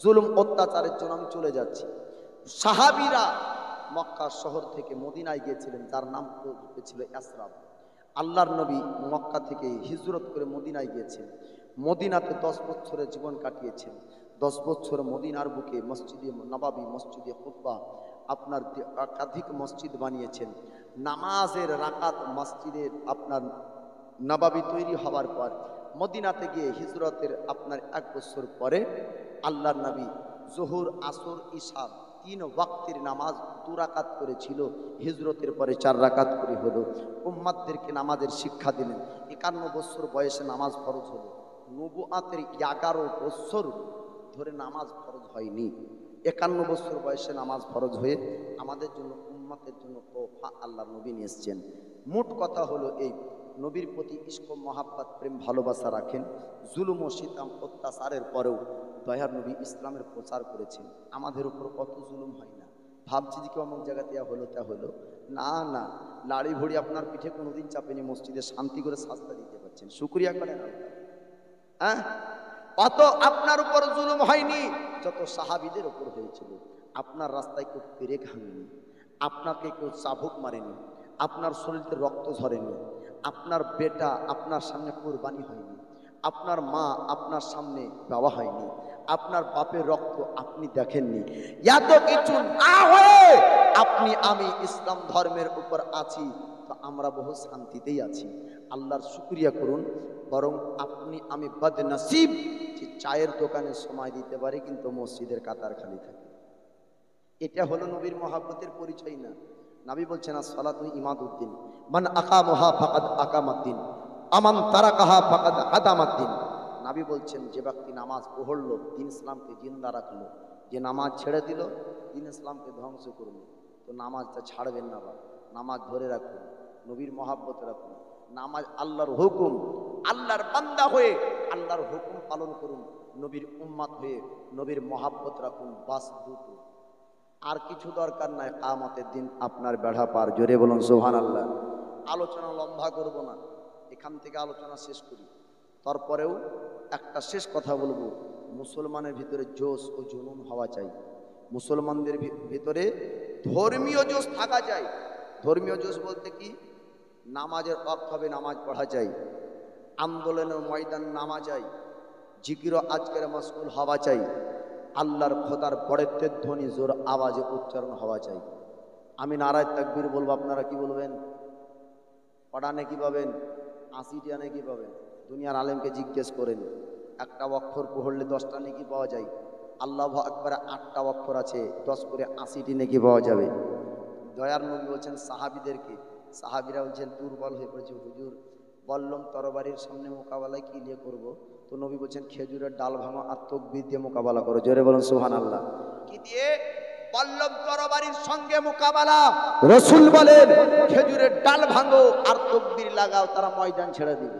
সাহাবীরা তাকবীর লাগালেন, তো ওরা ময়দান ছেড়ে দিল। তো তাকবীরের ধ্বনি মুসলমানের কণ্ঠে জোর আওয়াজে হওয়া চাই। নারায়ে তাকবীর, আরো জোরে আওয়াজে নারায়ে তাকবীর, নারায়ে রিসালাত। সিদ্দিক, ফারুক, ওসমান, হায়দার, চারজন সাহাবা সবচেয়ে বেহতার। জোরে বলুন সুবহানাল্লাহ। সিদ্দিক, ফারুক, ওসমান, হায়দার, চারজন সাহাবা সবচেয়ে বেহতার। তাদের দিলে আছে আল্লাহর পয়গম্বর। নারায়ে তাকবীর, নারায়ে রিসালাত। দেখা দাও ও গো নবীজি, দেখা দাও ও গো নবীজি, তোমারও দিদারের আশায় আমরা আছি। দু চোখ জোড়ে দেখবো পয়গম্বর। নারায়ে তাকবীর, নারায়ে রিসালাত। ইয়া রাসূলুল্লাহ জলসা জুলুস করিব বারবার, দুরুদ সালাম পড়িব হাজারবার। বলেন ইনশাআল্লাহ। জলসা জুলুস করিব বারবার, দুরুদ সালাম পড়িব হাজারবার। জ্বলবে চলুক দুশ্মনরা বারবার। নারায়ে তাকবীর, নারায়ে রিসালাত। ইয়া রাসূলুল্লাহ লাগুক তীর তলোয়ারের আঘাত, তারপর থাকবে নবীজির রিসালাত। লাগুক তীর তলোয়ারের আঘাত, তারপর থাকবে নবীজির রিসালাত। লড়বো মরবো বলবো পয়গম্বর, লড়বো মরবো বলবো পয়গম্বর। নারায়ে তাকবীর, নারায়ে রিসালাত। ইয়া রাসূলুল্লাহ দুশমনরা যতই দুশ্মনী করলো, দুশ্মনরা যতই দুশ্মনী করলো, ততবার আমাদের মুখে আসিল নারায়ে তাকবীর, নারায়ে রিসালাত। ইয়া রাসূলুল্লাহ। যাই হোক, নবীর প্রেম ভালোবাসা আল্লাহ পাক আমাদের কালবে অন্তরে দান করুক। সকলে বলুন আমিন। দয়ার নবীর সিরাত, দয়ার নবীর জীবনী অনেক লম্বা চওড়া। আপনার দয়ার নবী, মায়ার নবী, মদিনার জিন্দেগি খুব কঠিন জিন্দেগি। আপনার পথে বুরাইদা আসলামী নামক সাহাবী নিজের আমামা পাগড়িকে খুলে বলেছিলেন, হুজুর আপনাকে ধরে 100 উট পুরস্কার পাওয়ার জন্য এসেছিলাম, কিন্তু নবী গো পিঠে মোহরে নৌকাতের চিহ্ন দেখে আপনার কাছে কালেমা পড়ে মুসলমান হতে চাই। আমামা পাগড়ি খুলে তকবীর দিয়ে মদিনাতে নিয়ে যে দয়ার নবী মায়ার নবীর সঙ্গে তিনি আপনার জীবনযাপন করেছিলেন। 40 জন ব্যক্তি ইসলাম ধর্ম গ্রহণ করে মদিনায় প্রবেশ করেছিলেন মক্কার জমিন থেকে। আল্লাহর নবী হাবিবুল্লাহর শাফাআত যদি আল্লাহ পাক এ নসিবে করে দেন, তাহলে বেড়া পার। কাল কিয়ামতের দিন পিতা মাতা ধন সম্পদ কিছু কাজে আসবে না, সবাই পার হয়ে যাবে, আমার রসুল আমার সাজদায় থাকবে কিয়ামতের দিন। বল সুবহানাল্লাহ। আদম নবীর কাছে মানুষ যাবে আর বলবে, ও গো আদি পিতা আদম, আপনি আমাদের জন্য সুপারিশ করুন, আপনি আমাদের জন্য শাফাআত করুন। আদম নবী বলবেন ইজহাবু ইলা গায়রি, নূহ নবী বলবেন ইজহাবু ইলা গায়রি, মানে আমার কাছে না, অন্যের কাছে তালাশ করুন। আমার নবীকে দেখা যাবে যার পেশানি সাজদায় থাকবে কিয়ামতের দিন। আল্লাহ বলবেন, হাবিব আপনার চোখ দিয়ে পানি ঝরে, আপনি কান্না করেন, কারণ কি? আপনি সাজদা থেকে মাথা তুলুন। আল্লাহর কাছে নবী বলবেন, আল্লাহ আমার উম্মতকে আমি স্বচক্ষে দেখতে পাচ্ছি জাহান্নামের আগুনে জ্বলছে, ওগো আল্লাহ তাদেরকে বের করতে চাই, আমি তাদেরকে জান্নাত নিয়ে যেতে চাই। আল্লাহ বলবেন, হাবিব আপনি শাফাআত করুন, আপনার শাফাআত কবুল করব। নবী শাফাআত করবেন, আল্লাহ কবুল করবেন, নবী বের করবেন, আল্লাহ বের করতে দিবেন। আল্লাহ ইউতি ওয়া ইন্নামা আনা কাসিম, আল্লাহ আতা করেন, নবী বন্টন করেন। জোরে বলুন সুবহানাল্লাহ। আল্লাহ জান্নাত বানিয়েছেন, নবী জান্নাতের মধ্যে আশিক আশিকানদেরকে ভরাবেন। হায়াত বাকি, ফের মুলাকাত বাকি। যদি ভাষাগত কোনো ভুল হয় আপনারা ক্ষমা দৃষ্টিতে দেখবেন। কোরআন ও হাদিস থেকে ভুল করলে আল্লাহর কাছে ক্ষমা প্রার্থী। আস্তাগফিরুল্লাহ রাব্বি মিন কুল্লি যামবি ওয়া আতুবু ইলাইহি, লা হাওলা ওয়ালা কুওয়াতা ইল্লা বিল্লাহিল আলিয়্যিল আযীম, লা ইলাহা ইল্লাল্লাহু মুহাম্মাদুর রাসূলুল্লাহ সাল্লাল্লাহু তাআলা আলাইহি ওয়াসাল্লাম।